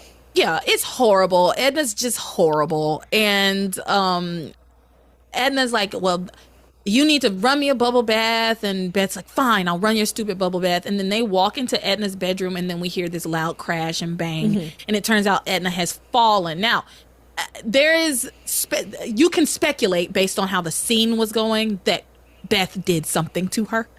Yeah, I was wondering if she pushed her. I would have. Because remember, I in would've the pushed her. beginning when she was first introduced, she's like, don't make me tell Louise what you've done. Yeah. Implying like Beth has been doing stuff. Yeah, that Beth is like cruel to her. Abusive and or abusive something, to her. yeah. But in this instance, I haven't seen any of the other instances, but in this particular instance, because Edna like at one point came over and was like fighting with her over one of those bridal magazines that she was like holding and crying over, and she was like trying to yank it from her. Girl, if you don't get your old ass away from me, shit, you already limping, bitch. You wanna be wheeling around this motherfucker? Because no, I don't. Edna, like I have said before, now I do not believe in elder abuse. I don't believe in that shit, but she definitely would not be living with me. I'm gonna tell you that right now. sure. She would not be living in my home. I would not. So she would be a ward of the state. She wouldn't have. I would have no contact with her. She would be. I would be no contact with this lady. She's horribly abusive to Beth, and Yes, she so is. I'm not saying Edna deserved it if she got pushed, but I could see how she got pushed if Yeah. she did. Allegedly. Exactly. Allegedly. We don't know didn't that Beth see did anything. We don't know anything. And Beth and also Mrs. Wallace didn't say anything. She Yeah. didn't say Beth pushed her. She just said she fell. Yeah. So, well, actually, Beth spoke over her and said that she fell. That's the thing true. that was the thing that made me also think, oh, maybe Beth pushed her or maybe Beth did something. Because when Edna started to speak up, Beth spoke over her when they went to the hospital. So, Edna falls. They go to the hospital. Eve take them in and asks what happens. Edna starts to speak up, but Beth says mother fell trying to get into the bathtub. Exactly. Yeah. And so Eve takes Edna off somewhere, and then Beth sees Antonio laying in that hospital bed. And so she walks over, oh my God, Antonio, what are you doing here? I can't believe you're here. And then he tells her, oh yeah, I came back with my fiance. And she's like, oh, Diana, she's here. Where is she? And she's like, you're not gonna believe this. My fiance Diana is actually Sheridan Crane, and we're engaged to be married. And Beth faints. She falls over. And I believe, no spoilers, because this isn't a spoiler, because it's just like conjecture at this point. But I think Beth might be pregnant. Is that a thing? Doesn't she like lose a baby, or she thinks she's pregnant and she does? I vaguely remember There's her like something, yeah. I think because you're I onto remember her something. I do think remember maybe her faking a pregnancy. But I think faked it, she and was pregnant to think begin she with. might have miscarried. Yes, And I then think needed to replace the baby. Yeah, I think And that's where she exactly what had happened. the sugar sack. And I think this is where we're starting that. I could be completely wrong about this. I mean, but obviously, she because when fainted. any woman faints on passions, is because she's pregnant. Hello, that's exactly. I was like, she fainted. She must be pregnant. Like, has to be. Not the shock to find out that Sheridan is alive. Yeah. Well, she finds out and she faints. Well, I mean, no, she knew that she already Sheridan was knew. alive. Yeah, she she already just knew. didn't know that it was Diana. Yeah, And with that part. Antonio. Yeah. Yeah. And so that, I guess, is so shocking to her that she falls over. Antonio helps her up. He gets out of his bed and he helps her up. And she's like, can you just say that last part for me again? What did you say? He's like, I was telling you that my fiance is Sheridan Crane. She's like, and y'all are getting married? And he's like, yeah. And she says, I think you're confused. He's like, what are you? I'm not confused. And she's like, well, when was the last time you talked to Sheridan or Luis? And he was like, just a few minutes ago. And so then Beth gets kind of this look in her eye, this almost like hopeful look. She's like, well, maybe I misunderstood. Bitch, stand up, get up, please. There's no way to misunderstand what Luis said to you. You know, there's no way to misunderstand it. He left you high and dry. Or in her defense, maybe Luis got misunderstood somewhere. Yeah. You know what? Maybe Luis. And that's what she thinks. She was like, well, maybe Luis misunderstood and doesn't know that Sheridan's coming back. He only knows that she's alive, so she's going to assume that Sheridan's coming back to you, but maybe not. But maybe not. Yeah. So Beth wonders that maybe she misunderstood things. But Edna like rolls in and she's like, wait now, Missy, I'll set Antonio straight. And she's like, no, it's impossible to be married to Sheridan Gray. Yeah, and that's kind of where we leave it. What does she say? And she got a little smitten with Antonio too. Oh yeah, well, Mrs. Wallace. She's an old school harlot. We know this about her. Oh yeah. But then Antonio, I don't know what is it with the Lopez Fitzgeralds, brings up the fact that they can have a double wedding. Oh my. I don't know what's with these double weddings with these Lopez Fitzgeralds. They talking about a double wedding after that last disastrous double wedding, and double weddings are stupid. Double weddings are objectively dumb. That's a dumb thing. Maybe because they're so poor. Just get it all done in one shot. Single party. I don't know, but Ivy needs to get her car ready. Yeah, get it gassed up, girl. Get it ready. So anyway, that's like where I left it with them. You have anything to add? No, that's it. Like, here we go. Now we're going to have Beth's perspective on this whole thing, which is going to be interesting because she's obviously going to have her own agenda. Yeah, for sure. Yeah. Oh, for sure. All right. We're going a little long today, so I hope y'all are enjoying it because I still have like a lot to talk about in magic too. Oh, yeah. Yeah, because we got a lot going on. And the feedback we've heard, people don't mind the long podcast. So. Y'all gonna have to not mind it because it's long. All right, so we're going into magic. Okay.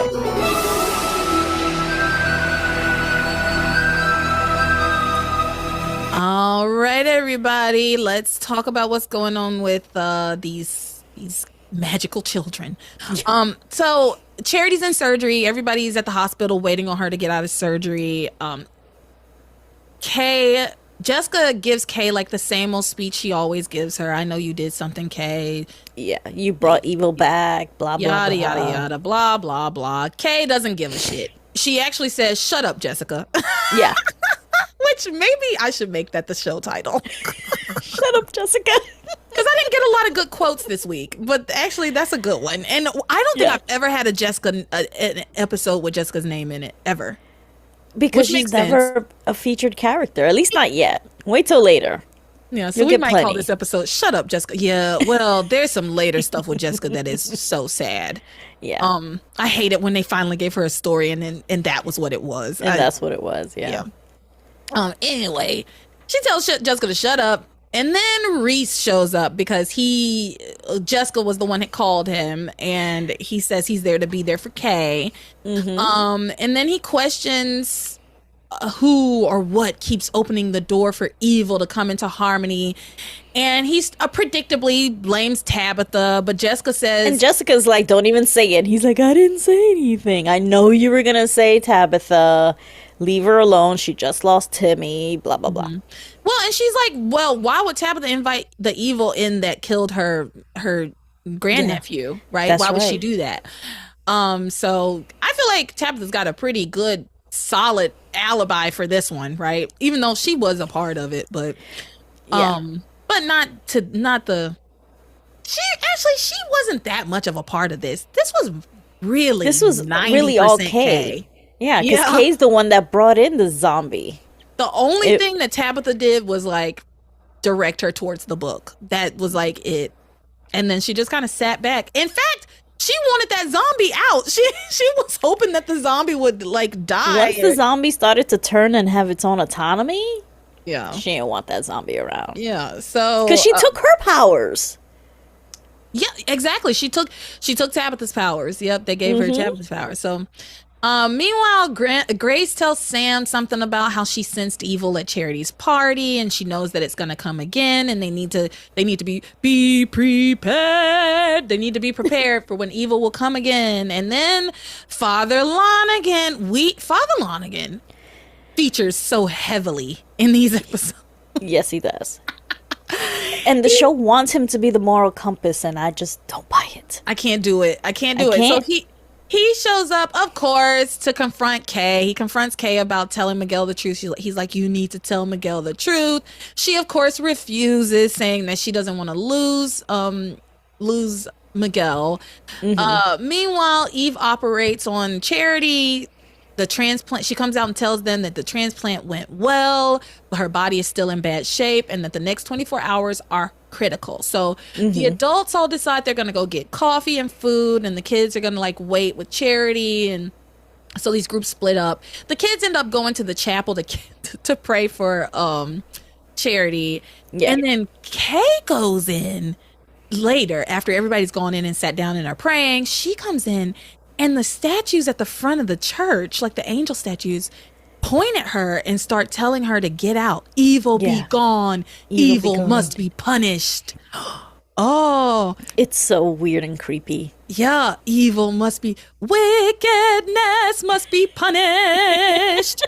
She must be punished. And so Kay starts freaking out because the statues walk over to her and they start trying to get her out. The kids are confused. They don't see it. No. Only Kay is experiencing this, and so she's swatting them off and screaming and yelling get them away from me, help me, save me, whatever. The kids are like, what is wrong with you? And then they get her out. She goes back out of the she runs back out of the chapel after Jessica pokes fun at her. Jessica's like, it's probably just your guilty conscience. And then Kay sees the statues back in their regular place, but then one looks at her again, and she runs. And she runs out of the chapel. I don't know if Passion is trying to say if that really did happen or if it really was her imagination. I had a hard time telling the difference. I think it really did happen. Really? Yeah, because Father Lonigan basically tells her that's what happened. So I think because for me in Passions, anytime somebody else kind of says yes, that is what happened, I just decide that's what the show is saying. Yes, it's true. Yeah. As long as another person basically corroborates it, it's like okay. that happened. But it also, that's just how I read it, because sometimes I have to simplify things for myself. Right? I'm just saying, they can't even make up their mind. She has a soul. So she has a soul. And she should be able to ask for redemption. What kind of uninviting church is that? I don't want to be part of that religion. Well, I don't know that I would want Kay up in my church, to be honest. Look, y'all know me. I'm not particularly religious, but Kay's bad news. I don't want her in my church, but we would try to save her, I guess. Everyone is supposed to be deserving of a second chance, or a third chance, or a fourth chance. That's why I don't go to church. That's why I don't go. I'm not even bothered. So Father Lonigan, he runs into Kay, and she tells him what happened, that the statues came to life, and he tells her that the statues are messengers from God, and they want her to repent. And that she needs to tell Miguel the truth. And she says that she says she's willing to sacrifice her soul for a lifetime of happiness with Miguel, which isn't news. She did it once before, right? She literally sold her soul to Hecuba. Yes, she did. And so Kay is basically hoping, and says out loud to Father Lonigan basically, that she's hoping Charity dies, that she rejects the heart, and she's like, I think everything's still gonna work out just fine once me and Miguel get together. Once we're together and Charity's gone. Like, why are you telling your priest this? I know. It's like you want him to forgive you, and you're not really saying things that is very forgivable. You're actively wishing for someone else to die. This girl is a menace. And so Father Lonigan goes into the chapel to pray for Charity. And then Miguel comes out and tells Kay that he needs to talk to her. And he sits her down and he says, I'm really sorry for accusing you of tricking me into bed with you. I know you would never do something like that. You're just as much of a victim as I am of whatever that evil was. You had to be under some kind of spell just like me. She takes issue with him calling himself a victim. She's like, victim. Her feelings get so hurt. She gets interesting. so hurt. What's interesting is that Miguel thinks that it was evil. It was a magical trick. And it kind of was, because, he was made to think that it was Charity. He never questions and asks her, well, who did you think I was? Because obviously I know you would never want to sleep with me. I'm your best friend. Like, did you think it was Reese? No, I think Miguel knows. Miguel knows that Kay is in love with him. They've had multiple conversations about it. So for me, I think it tracks that he wouldn't even ask who she thought he was, because he knows. But at the same time, he's always talking about, I know you're with Reese and I feel bad because I did that to Reese. Well, but he doesn't bring, in this particular instance, he knows that she thought it was him because she kept saying, Miguel, you made love to me. You told me you love me. Like he knows exactly who she thought he was. Yeah. Right. Like maybe that's just his way of trying to deflect whenever he brings up Reese, because he does think that she is with him, that they're together. Stupid. I don't get that. I still don't get that. I don't think I'll ever understand how we're still almost 800 episodes into this fucking show, and they're still like holding up this idea of Kay and Reese, and people believe it's so stupid, and I wish they would just let that go, because it's not even funny. It used to be at least kind of funny. It's not even funny anymore. No. It's like you're really beating that dead horse. Like you barely even give Reese a storyline. Give the man a storyline at least. Have him more involved. Have Kay almost be in like a Sheridan situation where it's like, you're not trying to hurt his feelings. Something. Just have him more, because he really just comes in as like a punchline character, just to deliver punchlines. Exactly. It's just a punchline, and he is, again, he's the only one not in on the joke, like it seems. Yes. Yeah. Except Miguel believes it. It's so weird. It's the whole so thing weird. is so weird. And it's so clear that Jessica has a thing for him. Mm-hmm.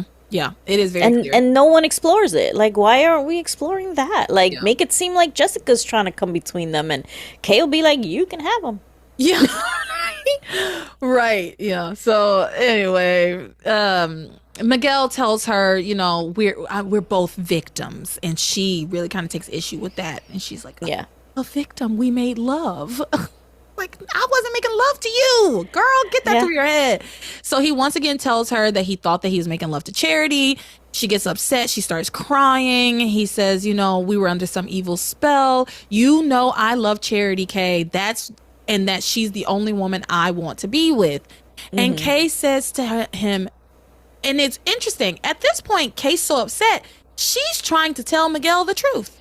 She's actually saying, this is all my fault. And he's like, no, this isn't your fault. Don't beat yourself up because, it was just the evil. And she says, but I love you. And he says, and I love you too. You're my best friend, Kay. And you always will be. Next to Charity, of course. Yeah. She's crying. She's telling you she loves you. Y'all just had sex tonight. He gets it. He knows what she's saying. He's refusing to hear it. He's refusing to hear it because he doesn't want to. And he's feeling guilty because he didn't want to have to sleep with her. Which, again, let's remind the audience, he didn't want to sleep with Charity because of his sister dying. Yeah. And all of a sudden, the goodness of Charity comes back, and now he wants to bone her. Yeah. I honestly think if real Charity had been there, he would have wanted to have sex with her. Everybody else was having sex in this town when Theresa died. Yeah, in Teresa's name. And she would have been, agreeing to everything. I think Theresa having died was kind of a good excuse for him to not have to be near that like creature, because he felt something. He felt it wasn't her. Yeah. But he should have broken up with her. That's the thing. He still also hung around her and was like, Charity's not acting herself. Boy, just break up with her. I know. And you know what, though? I think I said this before. I kind of appreciated Miguel not breaking up with Charity, but being honest with her, like that zombie, about, his feelings, how like something's off about you, but I love you and we're gonna work through this. I think that's true love, because people do go through shit, you know, Yeah, and sure. it might change, but you love that person and you're gonna work hard to try and make it work until you can't anymore, you know. Yeah. But I mean, the zombie was being abusive and was actively trying to come on to her own cousin in front of him. Yeah. But I agree. That was what I was about to say is, am I the kind of person that's gonna fight that fucking hard? No. No. And in fact, if I'm treating you like that, I really don't want you to fight that hard for me. Obviously, like if I'm treating you so badly. So get a clue. Get a clue. It's very get a clue. If I'm being mean to you, it is very like get a clue, honey. It's not gonna work. You know. But then again, he's gonna be like, I'm gonna need you to say the words. I'm gonna need you to say the words. Yeah, 100%. So he tells her, you know, you're my best friend. You always will be, next to Charity, of course. And then he goes to see Charity, and Kay is devastated. Father Lonigan comes out of the chapel. Kay falls into his chest sobbing. She tells him, you were right. Miguel doesn't love me. He loves Charity, and he doesn't love me. And she says, he said he never would have made love to me if we weren't under some spell created by the evil forces in Harmony. And Father Lonigan says, well, that's what I told you, Kay. But then why'd you plant the idea in her fucking head, idiot? I'm never going to forgive him for that. I know. That was his idea.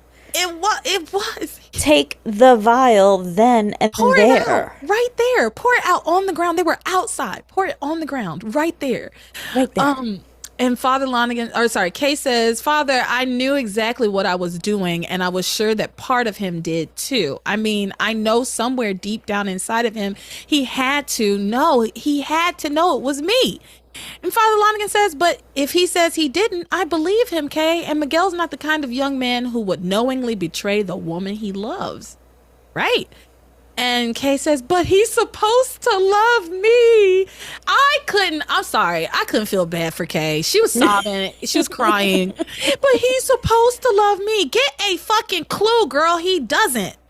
And he's never made any illusions. Well, no, they did kiss before, so up until this point, I have been very like of the mind that Miguel has definitely sent Kay some mixed signals on occasion. Mm-hmm. But the main signal he has sent her throughout has been, I love Charity. I'm obsessed with Charity. Charity, Charity, Charity. Yeah. And so it's weird to me that she's so shocked that he found out that he slept with her and was mortified by the fact that he slept with her. Yeah. When all this boy can talk about is Charity. It's got to be the word he says the most. They're going through the extreme to make sure that Miguel is still innocent in all this, because why not do a storyline where Charity does disappear for a little while and he does get close to Kay? And they do have a relationship. And then we'll have a Sheridan Antonio Luis situation all over again. That could have been more interesting. I think that, well, I don't know if it would have been more interesting, because I do think that the zombie Charity stuff was pretty interesting at first. Yeah. And really created a new dynamic, especially when she was just like wreaking havoc in this friend group. Yeah, that was fun. That was pretty fun. But having her slap Kay, that was a lot of fun. Yeah, and I feel like we could have really gone somewhere with that whole thing. And her in Theresa's storyline could have been fun. I really wish they would have revisited that. Oh, absolutely. Oh, absolutely. That would have been amazing. That would have given her purpose. That was such a missed opportunity. Yes. That was such a missed opportunity. They just forgot all about the fact that they had written her into Theresa's storyline and just gave up on it. But that could have been so interesting. Exactly. It really could have been when Theresa was laying there on the slab and we actually had that breaking fourth wall thing. She could have been like, my plan worked. Exactly. And it was all to get to this point. Yeah. To kill Theresa. Yeah. And no, they didn't do that. They didn't. It was so. They did not use Zombie Charity to her full potential at all. Yeah. They started out fun, and then it got a little like, it got extremely repetitive. Yeah. And narrow. Her scope became so incredibly narrow when at first it was like, I'm going to destroy all the citizens of Harmony and I'm going to do this. She was fucking with Eve. She was, she was fucking with Theresa. She was fucking with, Miguel and Charity. Like, she was messing with everybody. And then they just narrowed the scope to, I want to have sex with Miguel. I'm just a horny demon. Exactly. Oh my God. It was, and you couldn't even get that right. Yeah. You couldn't even get that right. It sucked. And you look like Charity, and all you had to do is be sweet about it and be nice. You needed essence to be nice. Oh, girl, listen, this whole thing was a mess. But anyway, Kay is crying. Yes, Kay is crying. Kay is crying and sobbing. He was supposed to love me. It's not fair. And Father Lonigan says, when she says he was supposed to love me, Father Lonigan says, you're the only one who believes that, Kay. Miguel's heart has always belonged to Charity. There's nothing you can do to change that. And then she goes, but that's not fair. And Father Lonigan says, forgive me, but I do not think you're in a position to define what is fair in any of this. Now that Miguel has been honest with you, I would hope you would consider telling him the truth. And she says no. She's like, I can't. No, I'm not telling the truth. Which, fair, honestly. I mean, that's a at tough, this point, tough what's thing the to point? say. Yeah. It's a tough thing to say. I mean, you're saying, like, tell the truth and maybe he can be with you, and now it's like he's never going to be with you, still tell the truth? No, fuck that. He ain't going to be with me. I ain't going to tell the truth. Yeah, and he says, doesn't it tell you anything that even with the help of a demon zombie, Miguel still loves Charity? And Kay says, all it tells me is that I haven't tried hard enough. Miguel is supposed to love me. He just doesn't know that yet. This girl is a menace. Oh, no. And Father Lonigan just says, okay, you break my heart. And Kay said, join the club. I liked that exchange. I liked it. I really liked that exchange because she's going full tilt. She's just like, I'm bad girl. I'm evil. Yep.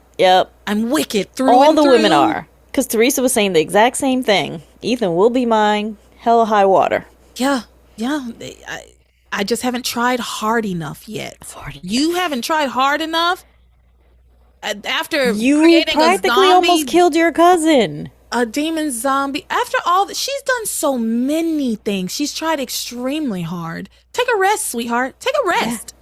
You've been working real hard. And you actually slept with him because you thought your magic pussy was going to enchant him, it didn't. Yeah. And if anything, he feels guilt and regret, and he hates the idea. Because now the question is, will Miguel tell Charity that he slept with Kay? He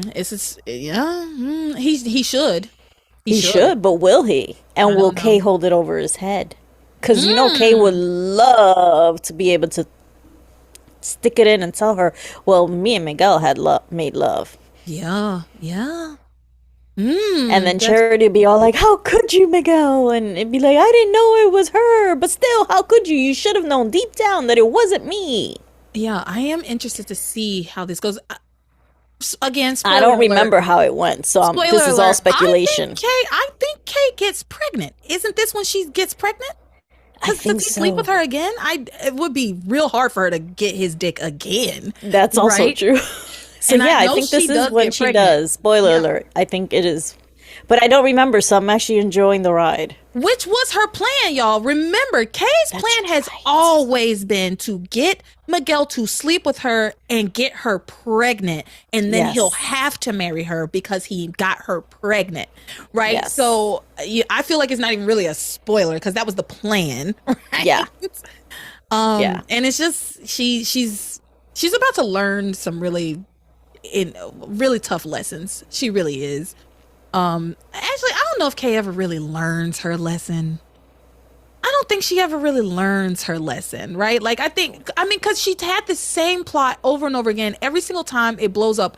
And each time it blows up worse than the time before, right? Yeah. Each time it's like the fallout is worse than the time before. Although the Hell House stuff probably may have been the worst of the fallout. Then again, Timmy died. Actually, nobody died then. This time, Timmy died. Charity almost died. Like, the fallout is worse than it was before. The losses are worse than they were before. And every time she does this, it's worse than the last time.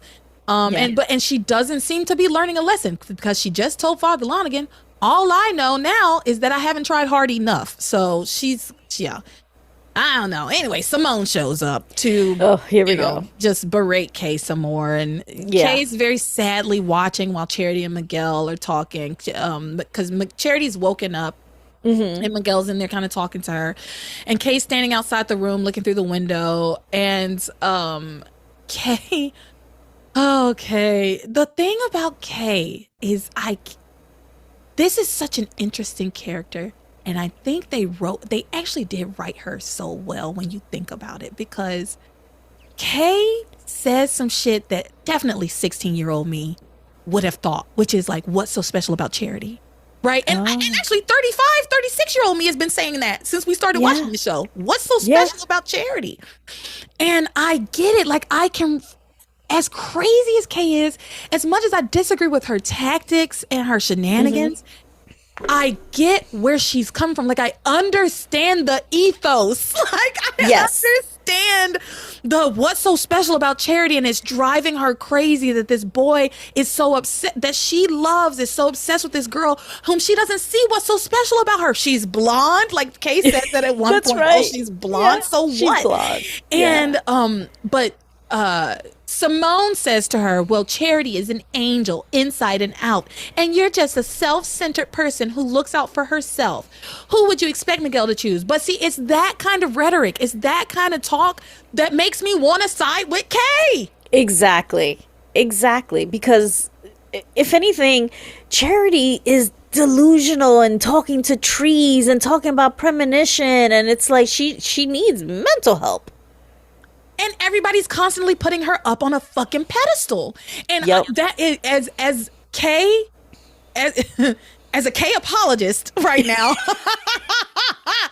I get it. Like, that would drive me insane, because she's already jealous, right? She's already jealous of Charity, which is a perfectly reasonable and normal emotion to have. Jealousy is a perfectly normal emotion to have. People try to make it seem like being jealous or having jealousy, it makes you a bad person, but it's normal. It's normal. Now, the level of jealousy can be dangerous and unhealthy, but I think it's perfectly normal for you to see a girl with a guy that you love and be jealous of her, right?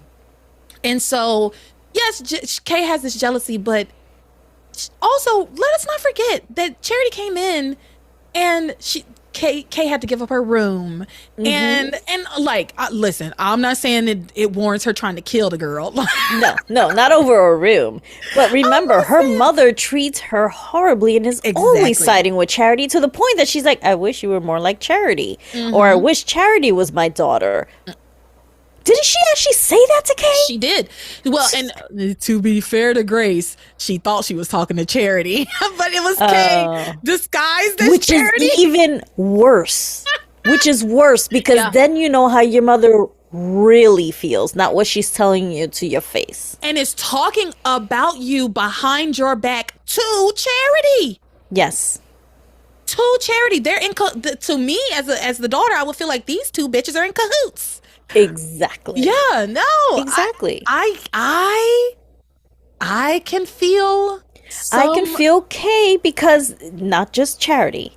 Then you find out about Ethan, and it's all about Ethan. Then you find out about John, and it's all about John. Wait till Noah comes back. The only person that should feel even less important is Jessica. Yeah. And so I can as much as I hate to say it, because Kay has done some really horrible and horrendous things, but then I can see where she kind of is coming from when she starts to talk, when she goes on this rant about Charity. I'm like, no, I get the feelings there. I understand those feelings, and the feelings that she has about Charity, to me, pretty fucking valid. Like, it's valid. And then everyone's always talking about, like, Charity this and Charity that. Her own sister, her own mother, her own best friend, Reese, Simone. Everyone is always, there's not one person who's like, I like you more than Charity. No, right. Everyone likes Charity more than her. Yeah, and everybody just loves Charity. Even her own best friend is constantly telling her that she's not as good as Charity. Yeah. Come on. We can't be friends. I couldn't be friends. Me and my friends, we hate all the same people. Period. Period. Exactly. We hate all the same people. Oh, you hate Janet? I hate Janet too. I don't know the bitch, but now I hate her too. Because and you can disagree with what they do. And you can disagree with what they do, but you still side with them. Yeah. Like Whitney and Theresa. She's constantly telling Theresa, like, that's a bad idea. You shouldn't do that. But she will ride for her because she got her a Chuck. Because I ain't never going to forget that storyline. She got her a Chuck. She got her that Chuck. She did. And Theresa did not appreciate it enough. No, because that was going to be the end of that. Because that was the last straw. That was the show us you don't have feelings for Ethan and we can still be friends. If you don't, we ain't never going to see you again. Yeah. I love Maria. So, I love how you always find a way to bring Chuck up. And me personally, I love bringing up Chuck too. Like I like hearing about because I always think about the paperclip heir that the paperclip wasn't meant to be. Like he should have been her man. Yeah, they would have been she would have been having the whole riches and been able to be rich and everything, and with a guy who actually thought she was worth it. Mm-hmm. Not that Ethan doesn't think she was worth it, but Ethan kind of treats her like crap too. Yeah. And it's always like you got to prove yourself to me. Yeah, I mean, yeah. Ugh. But anyway, we're not on that storyline. I just wanted to bring up Chuck. Only to validate the fact that Whitney's always been a good friend to Theresa. Yeah, and Simone is not a good friend to Kay. And Simone's not a good friend to Kay. And Kay's not the best friend to Simone. They're not. They keep calling each other best friends, but they are in a hostage situation with one another. She hasn't told Simone the truth about Whitney and Chad, and that's supposed to be your best friend. She tried to. She did tell her. She did, and then she got scared that Simone was going to kill Whitney. So she's like, oh no, I was just playing. So stupid. Still, man. Oh, it's so dumb. But yeah, she is going on this rant. Kay is on this rant about Charity's not so special. Why does everybody think she's so special? And and all is fair in love and war, she says. Yeah, and she's like, Charity just came into town and everybody just crowned her queen, and it upset her. I get it. It upset her. But you didn't have to try to kill the girl over and over again. So then Charity has woken up. She wakes up. She doesn't remember anything. Of course she doesn't remember anything, right? But then she sees Kay standing outside the window. She points at Kay. She tells Miguel, tell Kay to come here. I want to talk to her. So Kay comes in and Charity says to her, I remember some really I remember some really disturbing things about what happened, and they involve you, Kay. I remember being frozen in the cave, and you were there, Kay. I heard your voice. And this very quickly gets explained away. They're like, we were all in the cave. You were out of it. You probably just heard her voice. Because at one point she's like, Timmy, she like heard Tabitha and Timmy there too, and they were like, well, Tabitha and Timmy were there to save you too, so they wrapped all that stuff up together. But then she also says, well, I heard what you told me when I was dying, and you told me to go to the light, Kay. And Simone's like, you told her to die?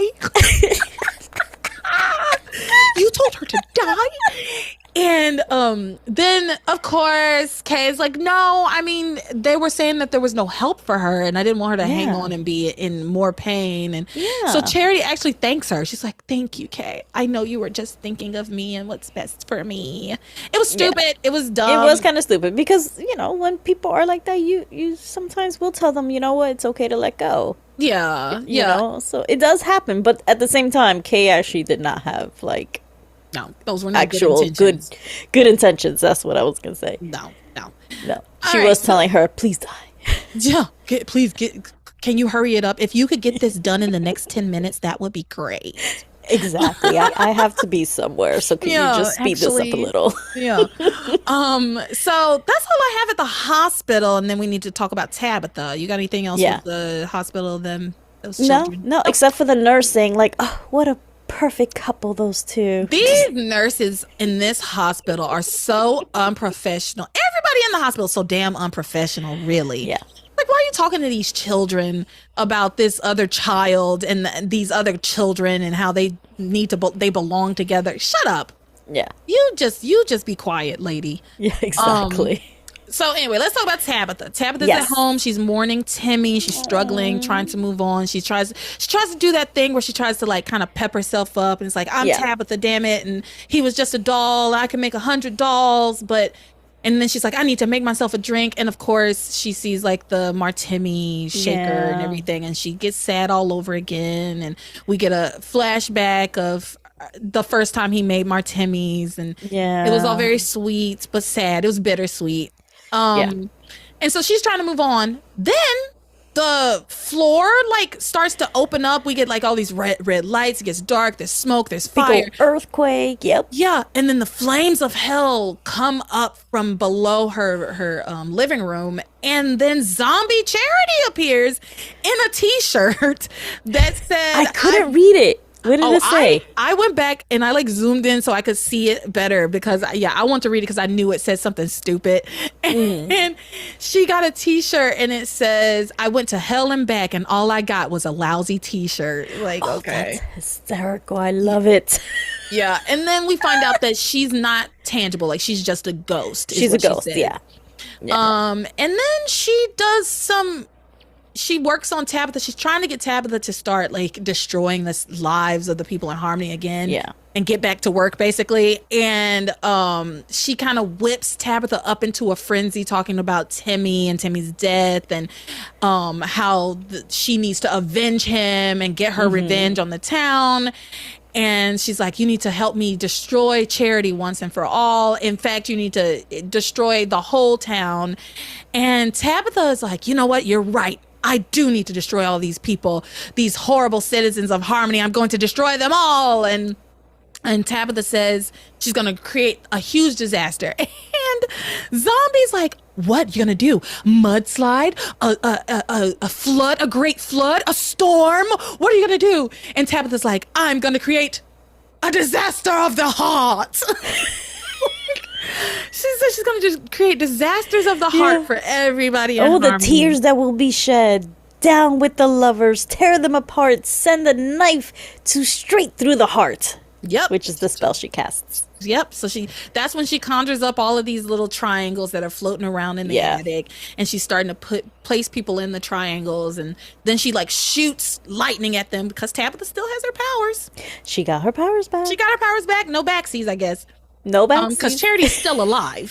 She is still alive, yes. But she did die. But the thing is, that happened before. And then Tabitha lost her powers again. Remember, Charity like died before in the caves. Whenever they like had the bear, there was a point when they were in some caves and there was like a bear hand. And they've been in caves so often that I'm trying to remember which time it was.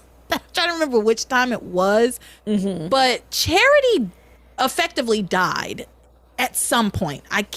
God, I wish I could remember. And if you remember, please send me a message and say, hey, it was here. Remember, and that will bring it back to me.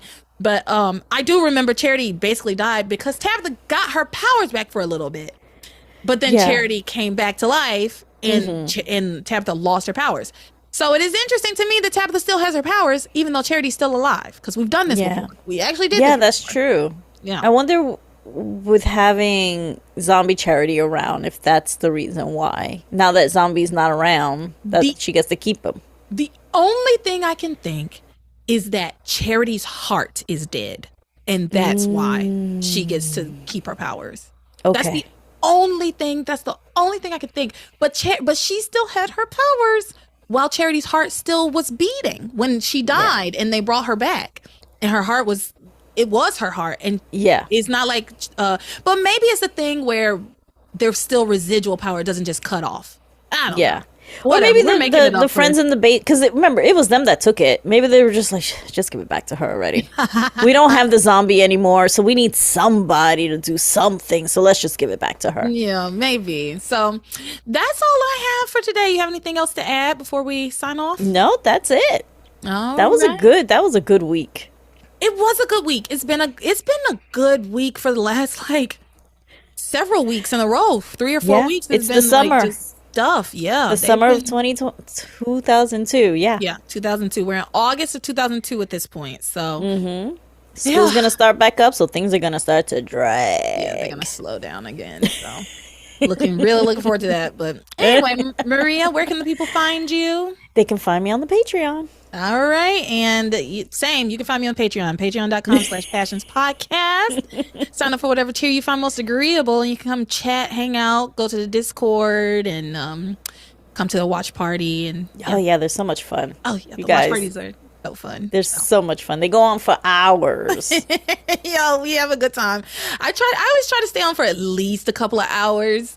But we always end up, like this last week, I was like ready to get off, and I think we ended up staying on like even another hour because I was like, Another hour. Okay, guys, I think I'm ready. It's good. We've talked for 3 hours, and then we just get to talking There's again. just so much to talk about when it comes to this show, because also in those watch parties, we don't refrain from talking about future episodes or anything. So it's like we're talking about a whole 10-year run of this show. Though there are a few people that are on there that actually has not seen the whole show. So we are trying to be careful and not give too many spoilers. Yeah, there's some people, which I love this, who are watching Passions in real time with me. So when they're watching it, they're at the same place in the show that I'm at now. And I love that. And they haven't seen the show. And I'm like, oh, okay. I kind of, that's cool. I think when we first started the podcast, that was kind of like the idea that like we could all be watching Passions together at the same time during like the pandemic. Yeah. But so, I've slowly started to do that too, because I realized that if I watch ahead, when we then do these discussions, I start talking about things that hasn't happened yet. And I'm like, I have to cut myself off, because if I know what happens, I'm going to want to talk about it. Yeah, I get confused. When I start watching ahead, I start to get confused and I start to conflate things. Yeah. Yeah. So anyway, y'all, that's it for the show.